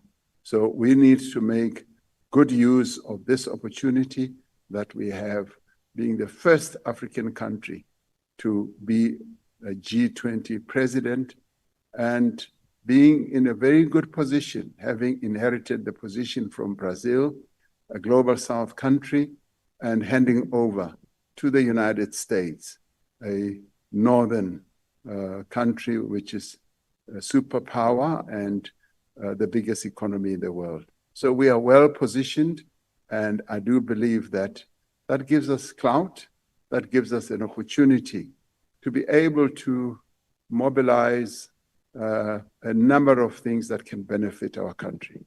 Thank you, Deputy Speaker. The second supplementary question will be asked by the Honourable the Leader of the Opposition. Thank you very much. Thank you very much, Madam Deputy Speaker. I beg leave to remain seated. Mr. President, don't you find it strategic and indeed necessary to influence the G20 to dissect this undesirable attitude of the United States against some countries in the world? Consequently, are there any plans in place by South Africa to influence the G20 summit to put on the agenda the current regressive attitude by the United States against South Africa and other progressive countries? If not, don't you think South Africa must just focus rather on cementing economic ties with BRICS countries and other progressive countries in the global South and excuse itself from global bodies in which the US is part of the main driving force? I thank you. The Honourable President. Thank you, Honourable Deputy Speaker. South Africa continues to participate in a multitude of multilateral organizations. And in doing so, we always insist that a multipolar world is much more advantageous than a unipolar world, where the might of one country means right, means that they can dominate other countries.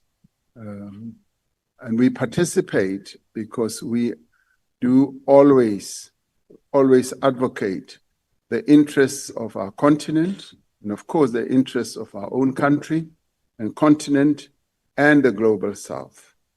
And we are highly respected around the world for doing precisely that. And even as we participate in meetings, for instance, of the G7, where we are invited for their outreach program, we always articulate the views of the African continent and the global South. And being a member of the G20, we are able to do so as being a rightful member, and our voice is heard. And of course, you will know that as part of all this, we are members of BRICS, and some members of the G20 are also in BRICS, such as India, Brazil, and China. They are members of BRICS, and in BRICS, we are a collection of fairly progressive countries that have a particular set of values that bring us together. And just yesterday, as I said, we held a BRICS summit in which all the leaders of the BRICS family participated and took decisions that are aimed at consolidating what we have and leading us to even improving the manner in which we trade, the manner in which we respond to challenges, and how we should strengthen the multilateral system. All of us, as one, spoke about how we strengthen the United Nations and how we strengthen the World Trade Organization, the World Health Organization. Now, these organizations are organizations that many other countries participate in, including the United States. And we then take decisions to be the voices of reason, the voices of progressiveness, notwithstanding that they also participate. And we have the view that we cannot extract ourselves from those types of organizations by virtue of the fact that the US participates. We should participate and be able to exchange views and exchange opinions with them. And obviously with the hope that our views will win the day, because they are based on good values, they're based on progressive principles. But to answer your questions more directly, yes, we are strengthening BRICS, and we are relying on BRICS to be the country, to be the organization that will consolidate our own standing and our own values. BRICS already, from a population point of view, is already half of the world population and accounts for between 30 to 40% of world trade. And that basically means that it's a very strong collection of countries that in time will continue to have a strong influence in what happens, not only in the G20, but also in the world. And in the G20 process, we've got a good number of countries that are very progressive, that see eye to eye with what we believe in. And we will be able to keep on pushing that agenda, because our agenda is aimed at advancing the interests of humanity and making sure that ordinary people lead a better life. Thank you, Deputy Speaker. The third supplementary question will be asked by the Honourable Khadebe. Thank you, Madam Deputy Speaker. Your Excellency, I would like to know what legacy projects or initiatives are being developed as part of South Africa's G20 presidency to ensure lasting developmental impact beyond 2025. Thank you. The Honourable President. Thank you, Honourable Deputy Speaker. We have a number of projects that are being worked on that will see full fruition when we get to the Leaders Summit. We are, through the various departments that we have in government, have been looking very closely at certain projects, and some of which will, the temptation is always you go for a legacy project at the region where the Leaders Summit is going to be, like we've seen in many other parts of the world. But we want it to be a much more broad-based type of legacy projects that will, our people will then be able to say, this is what we had the G20, and this is what has been left behind. So a number of such projects are now in the works, and some of them are reaching a level of fruition, and we will be able to talk about them in time. Thank you, Deputy Speaker. The last supplementary question will be asked by the Honourable Ghana. All the best tonight against Nigeria. So we are playing Nigeria. Namonhla, President. President, so lekaya lel fare zani. Barno loko hi amukela vayeni. Kuna mafulufulu kutirhiwa vusiku na nhlikani. Mara endzhaka loko vayeni va fambile, we go back to the default settings. So at the moment, when you drive through the G20 route, There's so much work that's happening. But I know, as we have seen with the World Cup, that after the hosting of the G20, we go back to the default setting. Se va ri ni mbutisa leswi president, ku ri mi ta endla njhani ku ri matirhelo lama, magingirikelo lama, hi ma vonaka ka nkarhi wa sweswi, ya ya mahlweni after G20, not this thing coming to an end, all this 24-hour work coming to an end because now the visitors have left our country. The Honourable President. Thank you, Deputy Speaker. No, na cancer swinene. Ni na ilava ku ri bafana va wina nyamutlha. Va tlanga na tiko leri ri tikaku. And Nigeria i tshama i vonisa xipuku. So i lava ku va vonisa xipuku namuntlha. So ni khense ngopfu. No, u vula ntiyiso hi ku minkarhi yo tala loko ku ta vayeni na le makaya swi endleka tani. Loko ti va ku ri ku ta muyeni a nga va mukhwenyana, a nga va president, a nga va member of parliament, loko a fika swakudya a ku dyiwa swakudya swa kahle swinene. Na jariti ta cleaniwa kahle, na timbyana ti ta bohiwa ku ri ti nga vonaki. It's natural, swi endleka tani all over. And when visitors come, we spruce up, we clean up.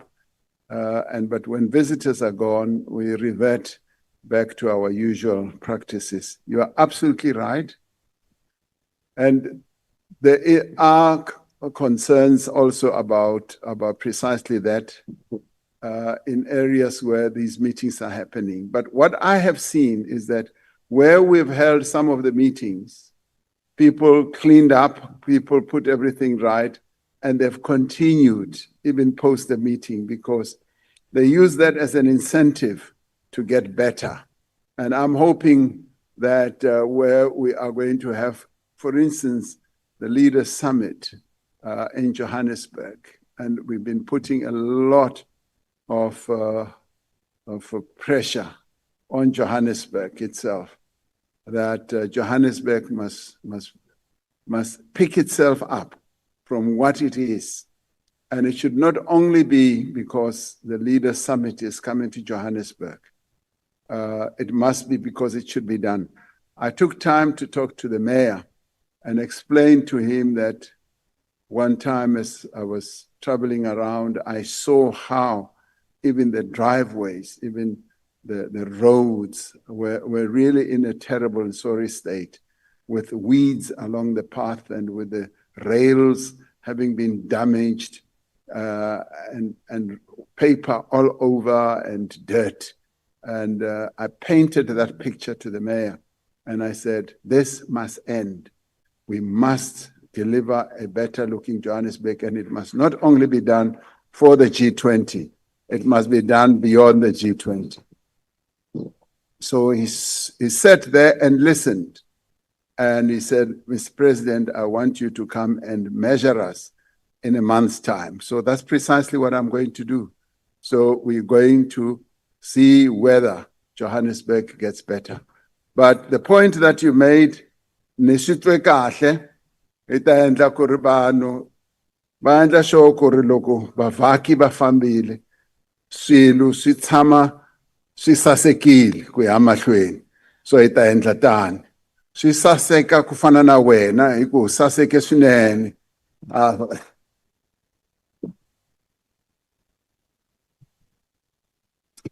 We now move on to question number 17, which has been asked by the Honourable Trollip.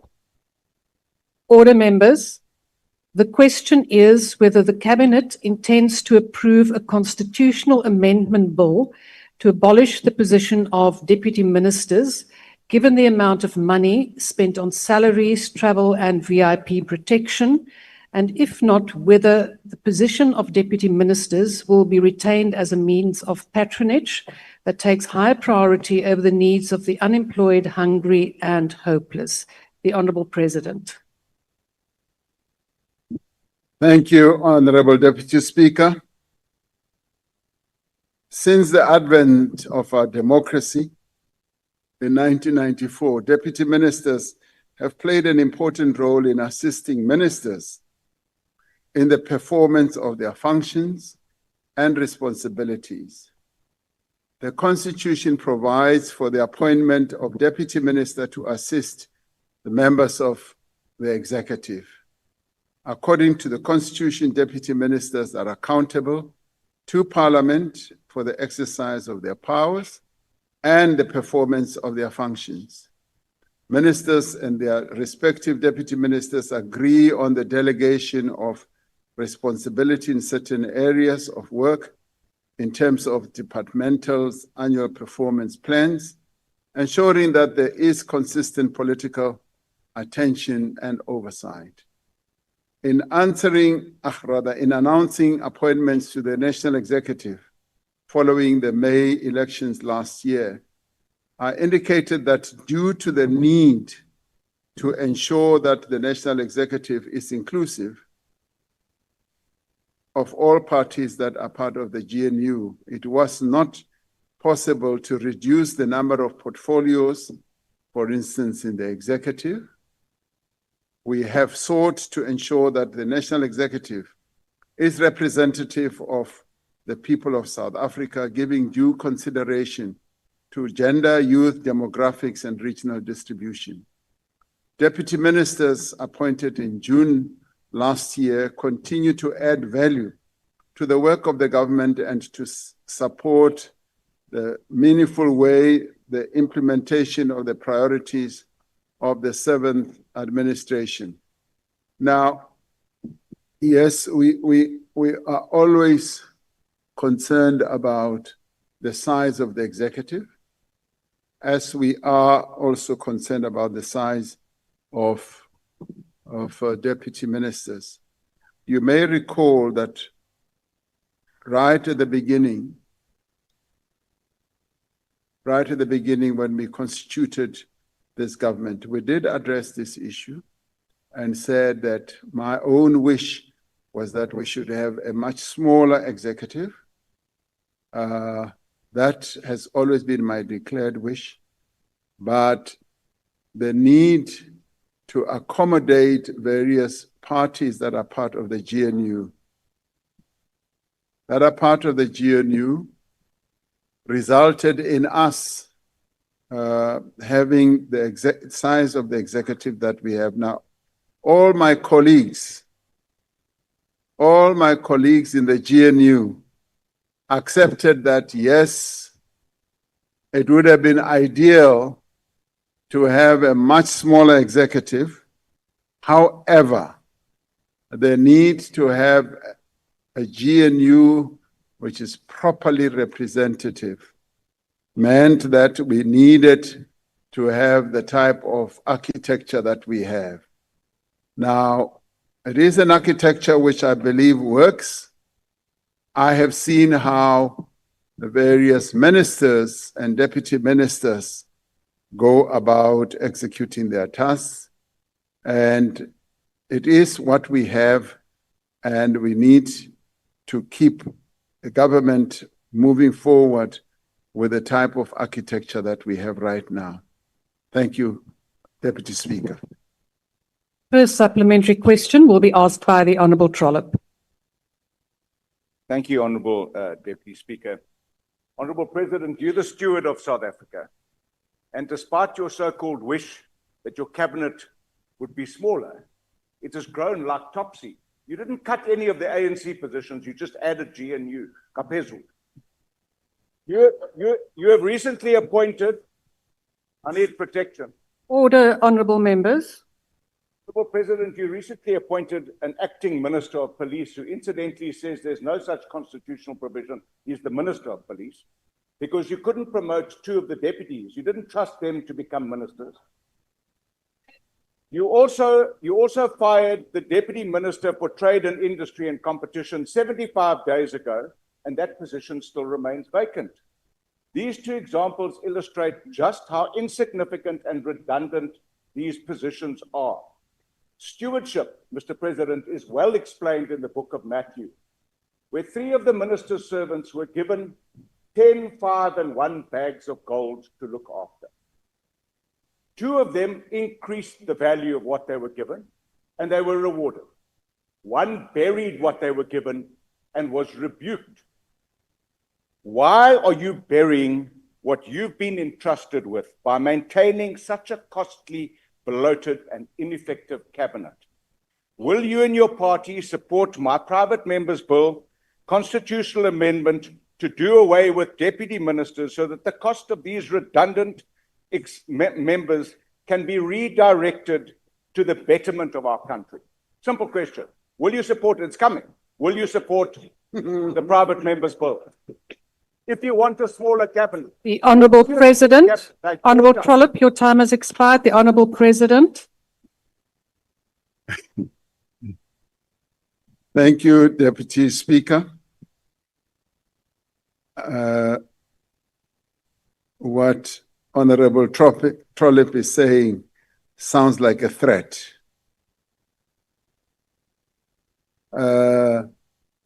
So my response to that, rather than say I don't respond to threats, is the following. My response is I would really like to look at that bill. I think please have the bill forwarded so that we look at it. I'm not able to respond in any way whatsoever until I see the contents of the bill. Now, therefore, much as I said, it sounds like a threat. It isn't a threat. No, I want to actually compliment you and say, I don't see it as a threat. I see it as a very meaningful contribution because you are concerned, as I am, of the size of our executive. And the size of the executive we now have is a result of the outcome of our elections, where we had to put together a government of national unity with 10 political parties that sat down and negotiated the structure of the government we have. Now, whether we like it or not, it is what we have. Ideally, Honorable Trollip, I would want a much smaller executive. I would also like fewer deputy ministers.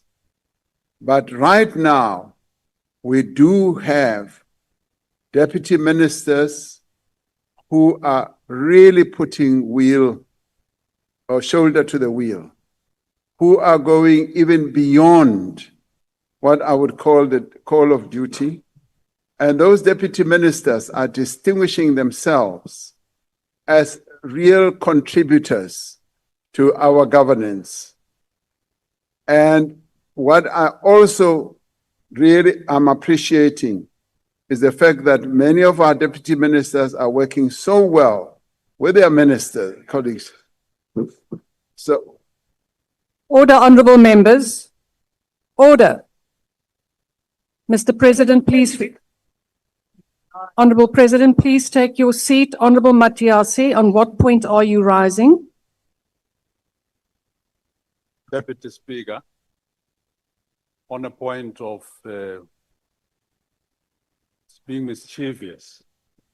Honourable Matiase, that is not a point of order. Please take your seat. The President is deliberately twisting facts, misleading the public. Madiba says a man who, depending on who listens Honourable to him, Matiase, changes his message. Honourable Matiase, you are not Changes now his message. making a He's speech. a man who Please cannot take your seat. lead. Honourable Matiase, He's the man please who cannot take lead your, our nation. please take your seat.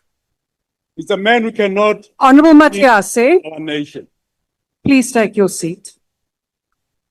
That is not a point of order. Honourable President, please proceed. Honorable Deputy Speaker, I think I've responded to the question and have given the reasons why we continue to have the size of the executive that we have as well as why we have the deputy ministers.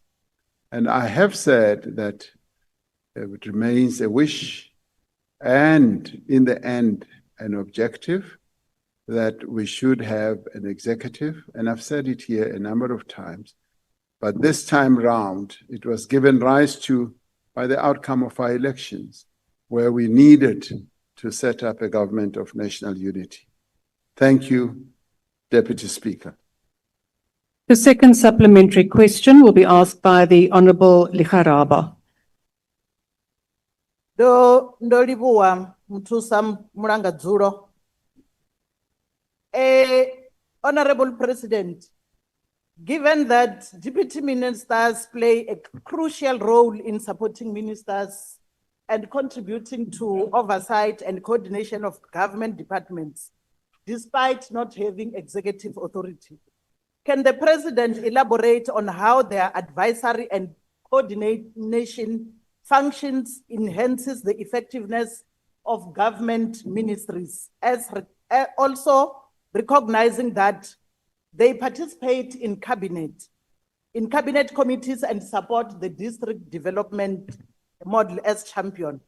If possible, President, can you also outline specific examples or successes where deputy ministers have effectively contributed to policy implementation, departmental oversight, and stakeholder engagement, thereby justifying their continued existence? Thank you, Honourable Member. Your time has expired. The Honourable President. Thank you, Deputy Speaker and honourable members. Yes, deputy ministers continue to play a critical role in our governance. They are members of the executive. They participate in cabinet committee discussions. I'd like to believe that we have a really wonderful system that functions so well that every proposal that finally sees its light of day in cabinet goes through rigorous processes, starting off in the department, where the minister and deputy minister will engage in discussions with their directors general and deputy directors general to put forward a proposal or a proposition that could lead to a project, or that could lead to an amendment of a law or a structuring of a policy. That then goes to the directors general, forum of directors general, to be thoroughly discussed across the various departments. That then ends up going to the cluster. Hey, I've raised my hand. The cluster that we have. Honourable President, if you would just allow me a second. Honourable members, please keep your microphones muted and do not interrupt the proceedings. Mr. President, please proceed. When it goes to the clusters, deputy ministers also participate in those discussions, and thereafter it goes to cabinet committees, the various clusters of cabinet committees, where deputy ministers participate vigorously in the crafting of policy, of proposals, or even the drafting of laws. Whereafter it then goes to cabinet, where cabinet collectively then examines what will have gone through this sausage machine, if you like, where a proper decision is then taken. Now, the value of having cabinet ministers is clearly demonstrated in this whole process. It starts at the department level and it goes forward to the cluster level and the cabinet committee level, where they engage with other deputy ministers and ministers on the crafting of any position that should lead to either a change or an enhancement of a proposition. So cabinet deputy ministers do play a very critical role. Honorable member, you ask if I can give you any concrete example. I can give you many, but standing here, I would only be able to give you a few and leave out others. But they are all participating in a meaningful way in governance. They are participating in the execution of decisions. They assist ministers, and where ministers are not able to act on a particular project or initiative, deputy ministers. You must recognize my hand, please, Deputy Speaker. Honourable President, could you please take your seat? Honourable Skosana, please state the point that you are now rising on. Ngiyathokoza,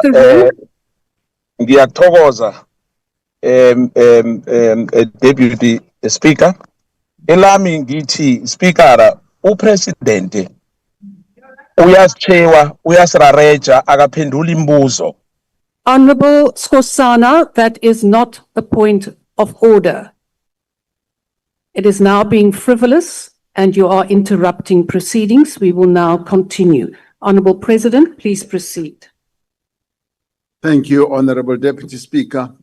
With those words, I have answered the question that the Honorable Member raised.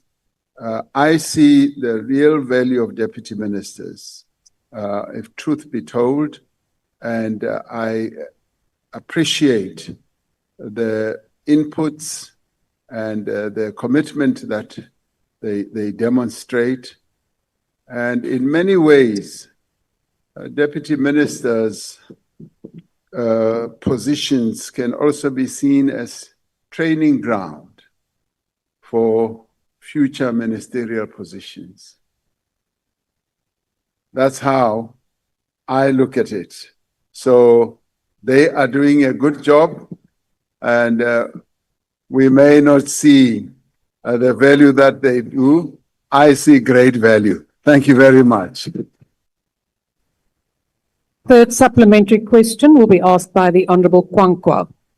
Thank you very much, Deputy Speaker. President, the crux of the problem here, it's a no-brainer that deputy ministers play an important role in supporting the work of ministers in terms of departmental oversight and the programmatic work of government.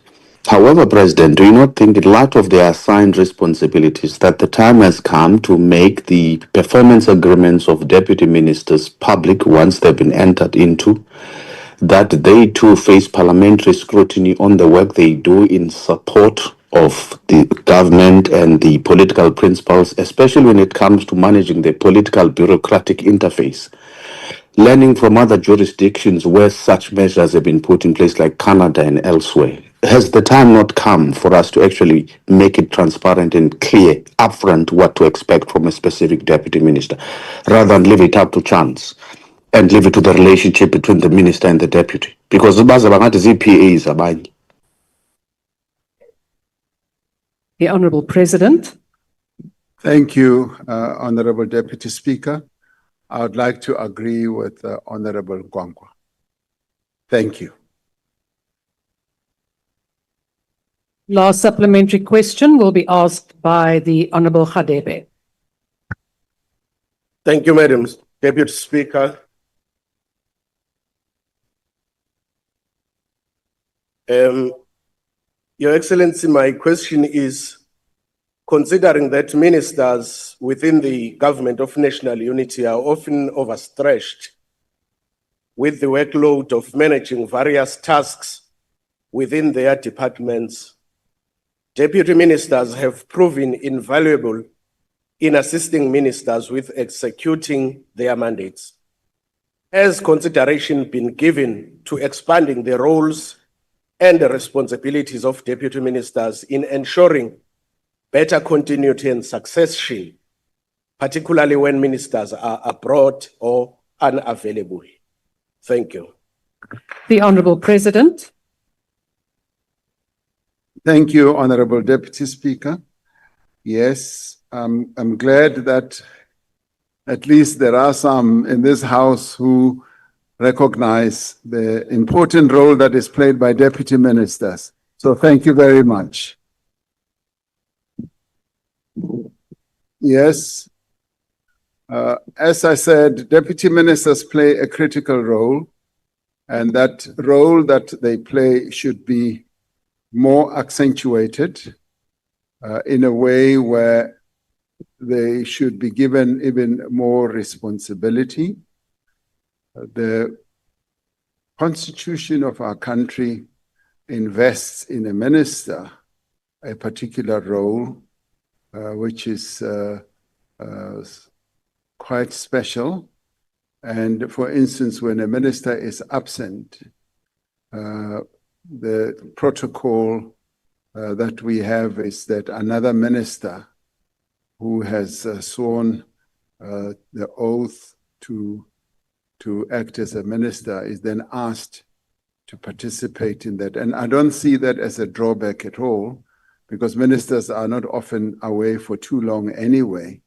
And when there is clear sharing of tasks and clear areas of responsibility, it should not impede the deputy minister's ability to act and to execute some of the work that should be done. I must, however, say that there has in the past been challenges, and some of them have either been personal or on issues where they may not have seen eye to eye on issues. But right now, we are fortunate, or I'm fortunate, that many of the deputy ministers are working very well with their ministers.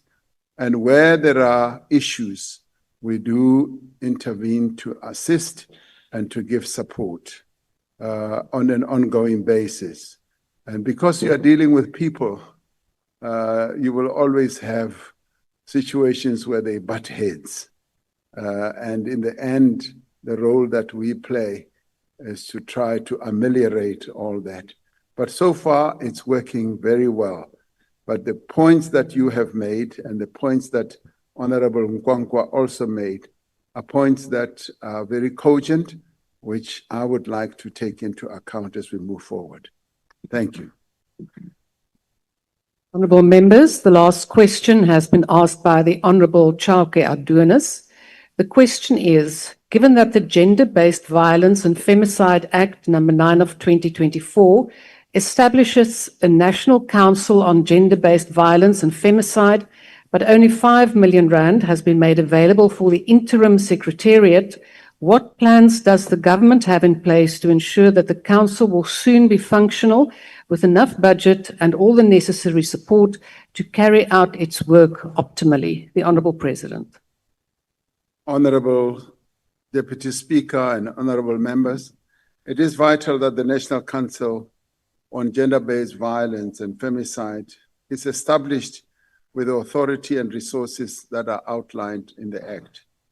I feel a bit disappointed that this council has not yet been established in a way that it will take on the task that was envisaged when the National Strategic Plan was crafted. I saw that as I embraced the National Strategic Plan, I saw the role of the council being the one that is going to help us as South Africans to bring down the incidence of gender-based violence. So it remains a huge disappointment to me that this council has not really been set up. Now, the interim allocation of 5 million for the Secretariat is a transitional measure enabling the coordination of the implementation of the National Strategic Plan against gender-based violence and femicide. To ensure that the National Council is able to fulfill its critical functions, National Treasury has approved the Council as a separate sub-program with ring-fence funding from the 1st of April 2026. The Council is planned for establishment, as I'm told, from the 1st of April 2026 following due processes. Due processes, in my view, that have taken an inordinately long time. Ministers have nominated government representatives to the Council, and the relevant portfolio committee in the National Assembly will call for civil society and private sector nominations. And I would like this to be speeded up so that the process of establishing the council should really get underway. The board will appoint the CEO and the secretariat staff, draft regulations to coordinate the provincial as well as the local gender-based violence and femicide structures are being developed. The strength of the National Strategic Plan lies in mobilizing multiple stakeholders and mainstreaming the work of these stakeholders across government and ensuring that each department of government has its own work cut out when it comes to gender-based violence or addressing gender-based violence. Every government department and entity is expected to contribute to the implementation of the National Strategic Plan within its mandate, while the National Council provides leadership and oversight. All relevant government departments have dedicated funds towards the implementation of these pillars of the strategic plan that fall within their respective areas of responsibility. While the work to establish the National Council is underway, the implementation of the National Strategic Plan is proceeding. For example, the gender-based violence and femicide net joints established in April has strengthened government-wide coordination. Awareness campaigns, school and university interventions are ongoing, whilst the National Council is being set up. Sexual offences courts, Tutuzela care centers, and GBV desks are operational nationwide. Psychosocial support and integrated services are provided through the Department of Social Development. Kuseleka one-stop centers and GBV command center are also set up. There is also progress with economic empowerment, mainly through improving the access of women-owned businesses to procurement opportunities in both government and also in the private sector. Now, these initiatives should show that the National Strategic Plan is a living framework that in many ways is being implemented, but needs much more tighter implementation through the establishment of the National Council. The Council is expected, once operational, to accelerate this process through stronger oversight, coordination, as well as accountability. And accountability will come from the fact that it will have a budget that it will be able to oversee to ensure that it executes the tasks that we foresee. Gender-based violence and femicide is a stain on the conscience of our nation. The National Council is an important instrument in strengthening our response to this epidemic, ensuring that all South Africans are properly mobilized to ensure that this scourge of violating the rights of women and children is brought to an end. We now do have an instrument that is emerging, and I wish it had been set up as we brought the matter here to Parliament, but we do have the various other substructures that are already functioning. What we now need to do is to make sure that the Council is set up, the budget is going to be ready and able to support its work, and the accountability process will then be set in place, and also oversight, particularly when it comes to what we do in government. Because the reason why we felt we needed a National Council is for the National Council to have a proper oversight of what we are doing in Council through every department of government. The word we have given to every department of government is that we must together be involved in the fight against gender-based violence within government and also in society, and support various efforts that are being taken by various formations throughout the country to fight gender-based violence. And the Council will enable us to see this as a national task involving all of us. And it will also help to give a real powerful face to what needs to be done by all of us in the country when that council is put in place. So a lot of work awaits this council. And as I say once again, I'm rather disappointed that it has taken this long to establish this council. But as always, some of these things do take time, but we should be pleased that they do happen in the end. Thank you, Deputy Speaker. The first supplementary question will be asked by the Honourable Chauke Adunis. Thank you very much, Chairperson, and Honourable greetings, revolutionary greetings to our Honourable Cyril Ramaphosa in our midst. My question centered around this, and I appreciate that there is reassurance that there will be ring-fenced financing for the GBVF Council. Now, South Africa plays quite an instrumental role globally in ensuring that we're able to have global influence. GBV being one of the pandemics that we're faced with globally and not only locally. How does the president look to utilize South Africa's influence globally on ensuring that we're able to impact on curbing the GBV crisis that is faced globally and by other countries, but additionally utilizing the NCGBVF model in order for us to utilize it as a platform, but also as a pillar to lead when it comes to curbing the crisis of gender-based violence across the globe. And most importantly, it would be, how does the president look to utilize his presidency also in the G20 to ensure that we're able to greatly have influence towards empowering those who are victims of gender-based violence and femicide? Thank you very much. The Honourable President. Thank you, Honourable Deputy Speaker. Yes, we utilize our position as South Africa to be the voice on talking about gender-based violence. At times we believe that we bear the greatest burden when it comes to gender-based violence, which we declared a pandemic. And to this end, wherever we can and whenever we can, we become part of structures that make us focus more on gender-based violence and also spread the message.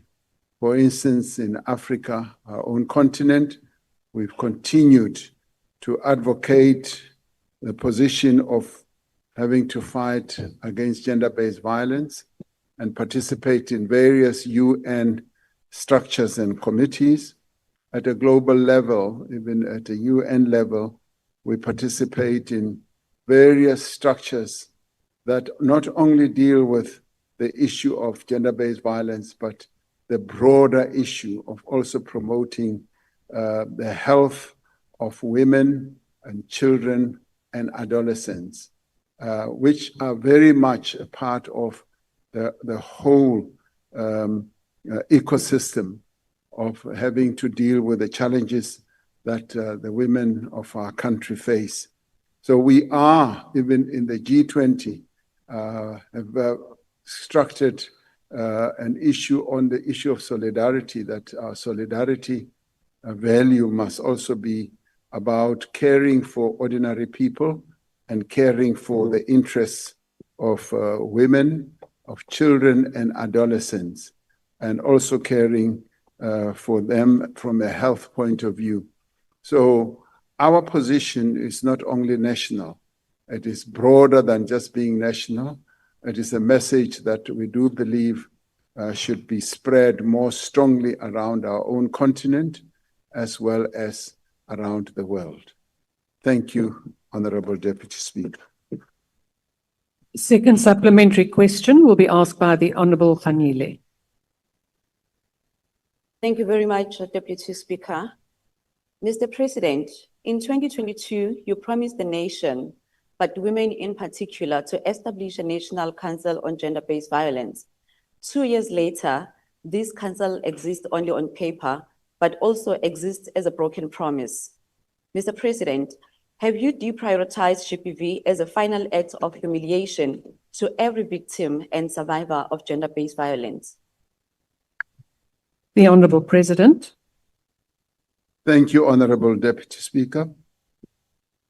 If you heard me carefully, right from the beginning of my reply, I expressed my disappointment, and it is deep disappointment on my part that this council has not yet been set up. And it has not yet been set up because the structuring thereof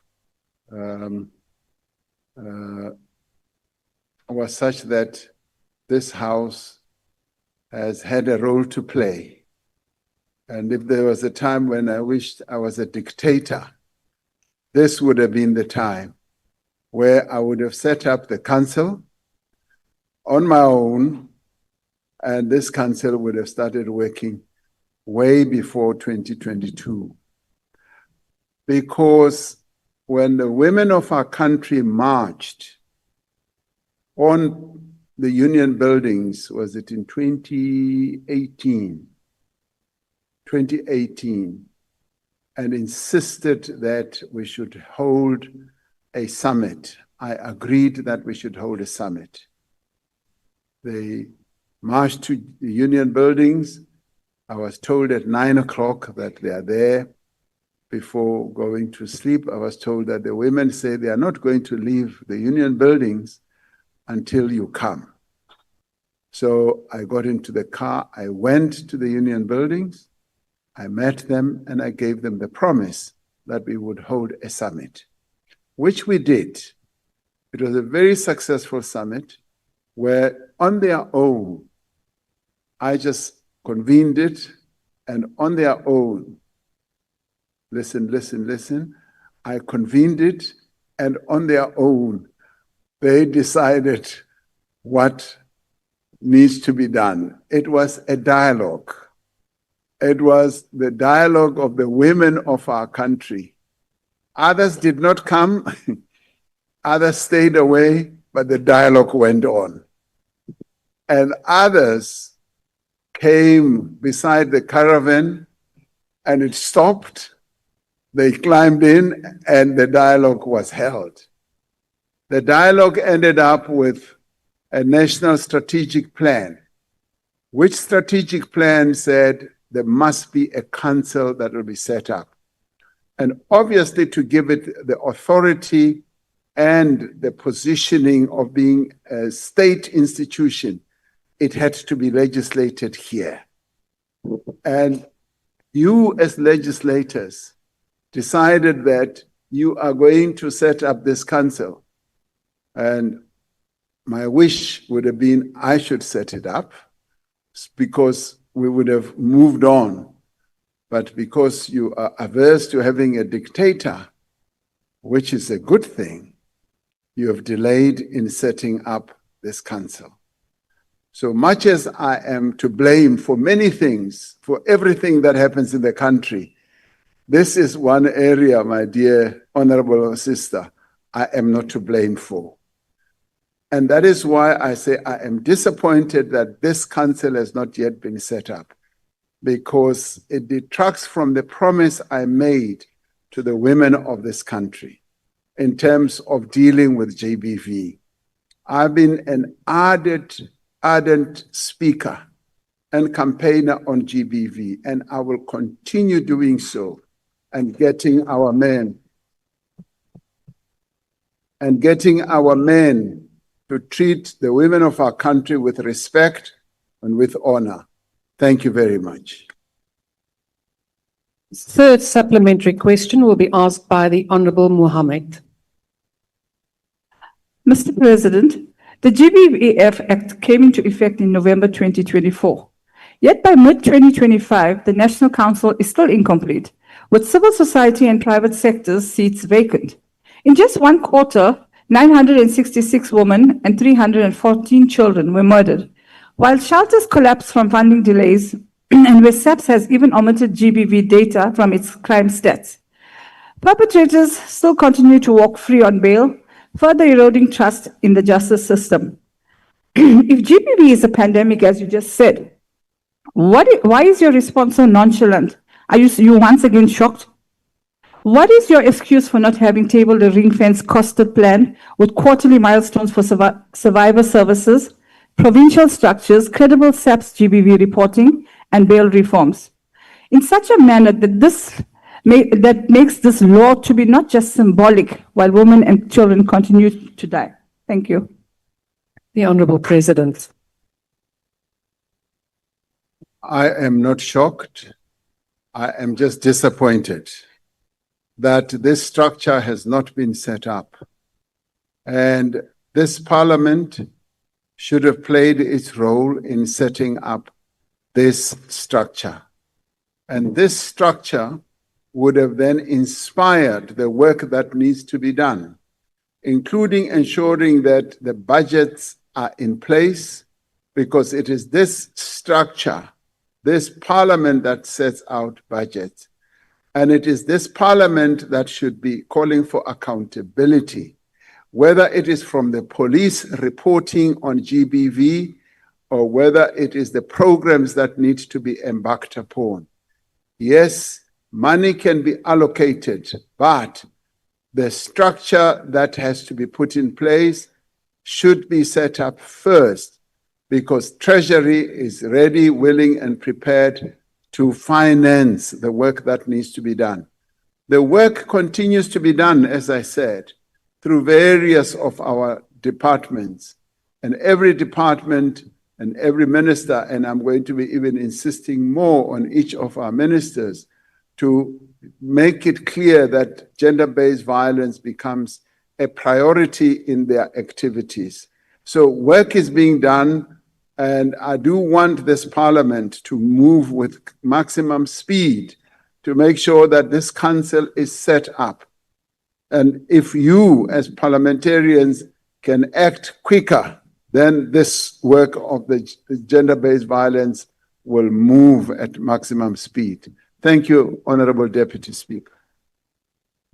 Last supplementary question will be asked by the Honourable Mente Nkuna. No, thanks so much, Deputy Speaker. Mr. President, we have noted your expression of frustration right from the start of your response. But let me remind you, Mr. President, that the main impediment towards getting the council to do its work is chronic underfunding, which makes it impossible for instance, to appoint members who come from civil society organization if there are no guarantees that they will be paid. Considering the crisis level of gender-based violence and femicide in this country, and the several commitments you have made towards the fight against GBV and femicide, do you not consider your failure to fully institutionalize the National Council on GBV as a betrayal of women's safety in this country?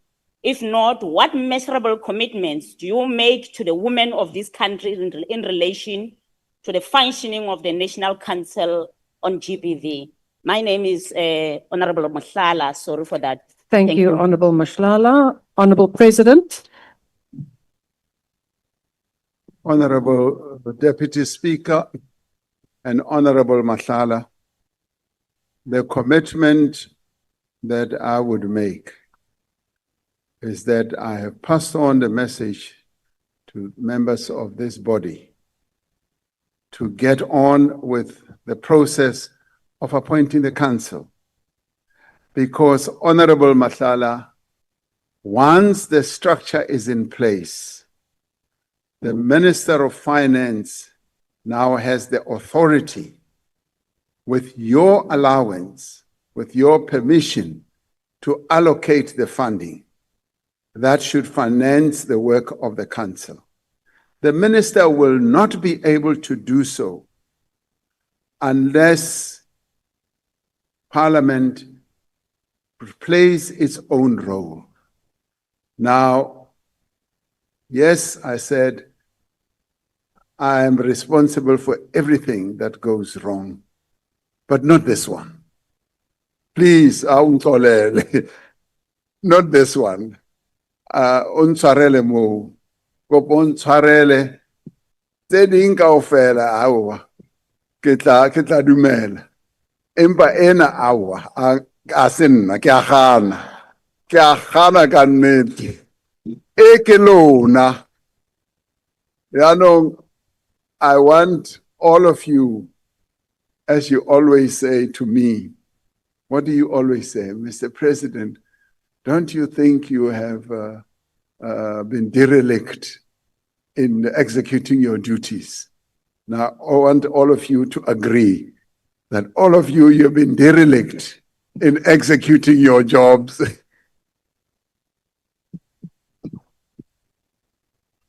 And I would like to see, yeah. So I'll stand outside there and shake each one's hand and say, do you agree that you have been derelict? Honorable Deputy Speaker, that to me really should add to the urgency of setting up this National Council.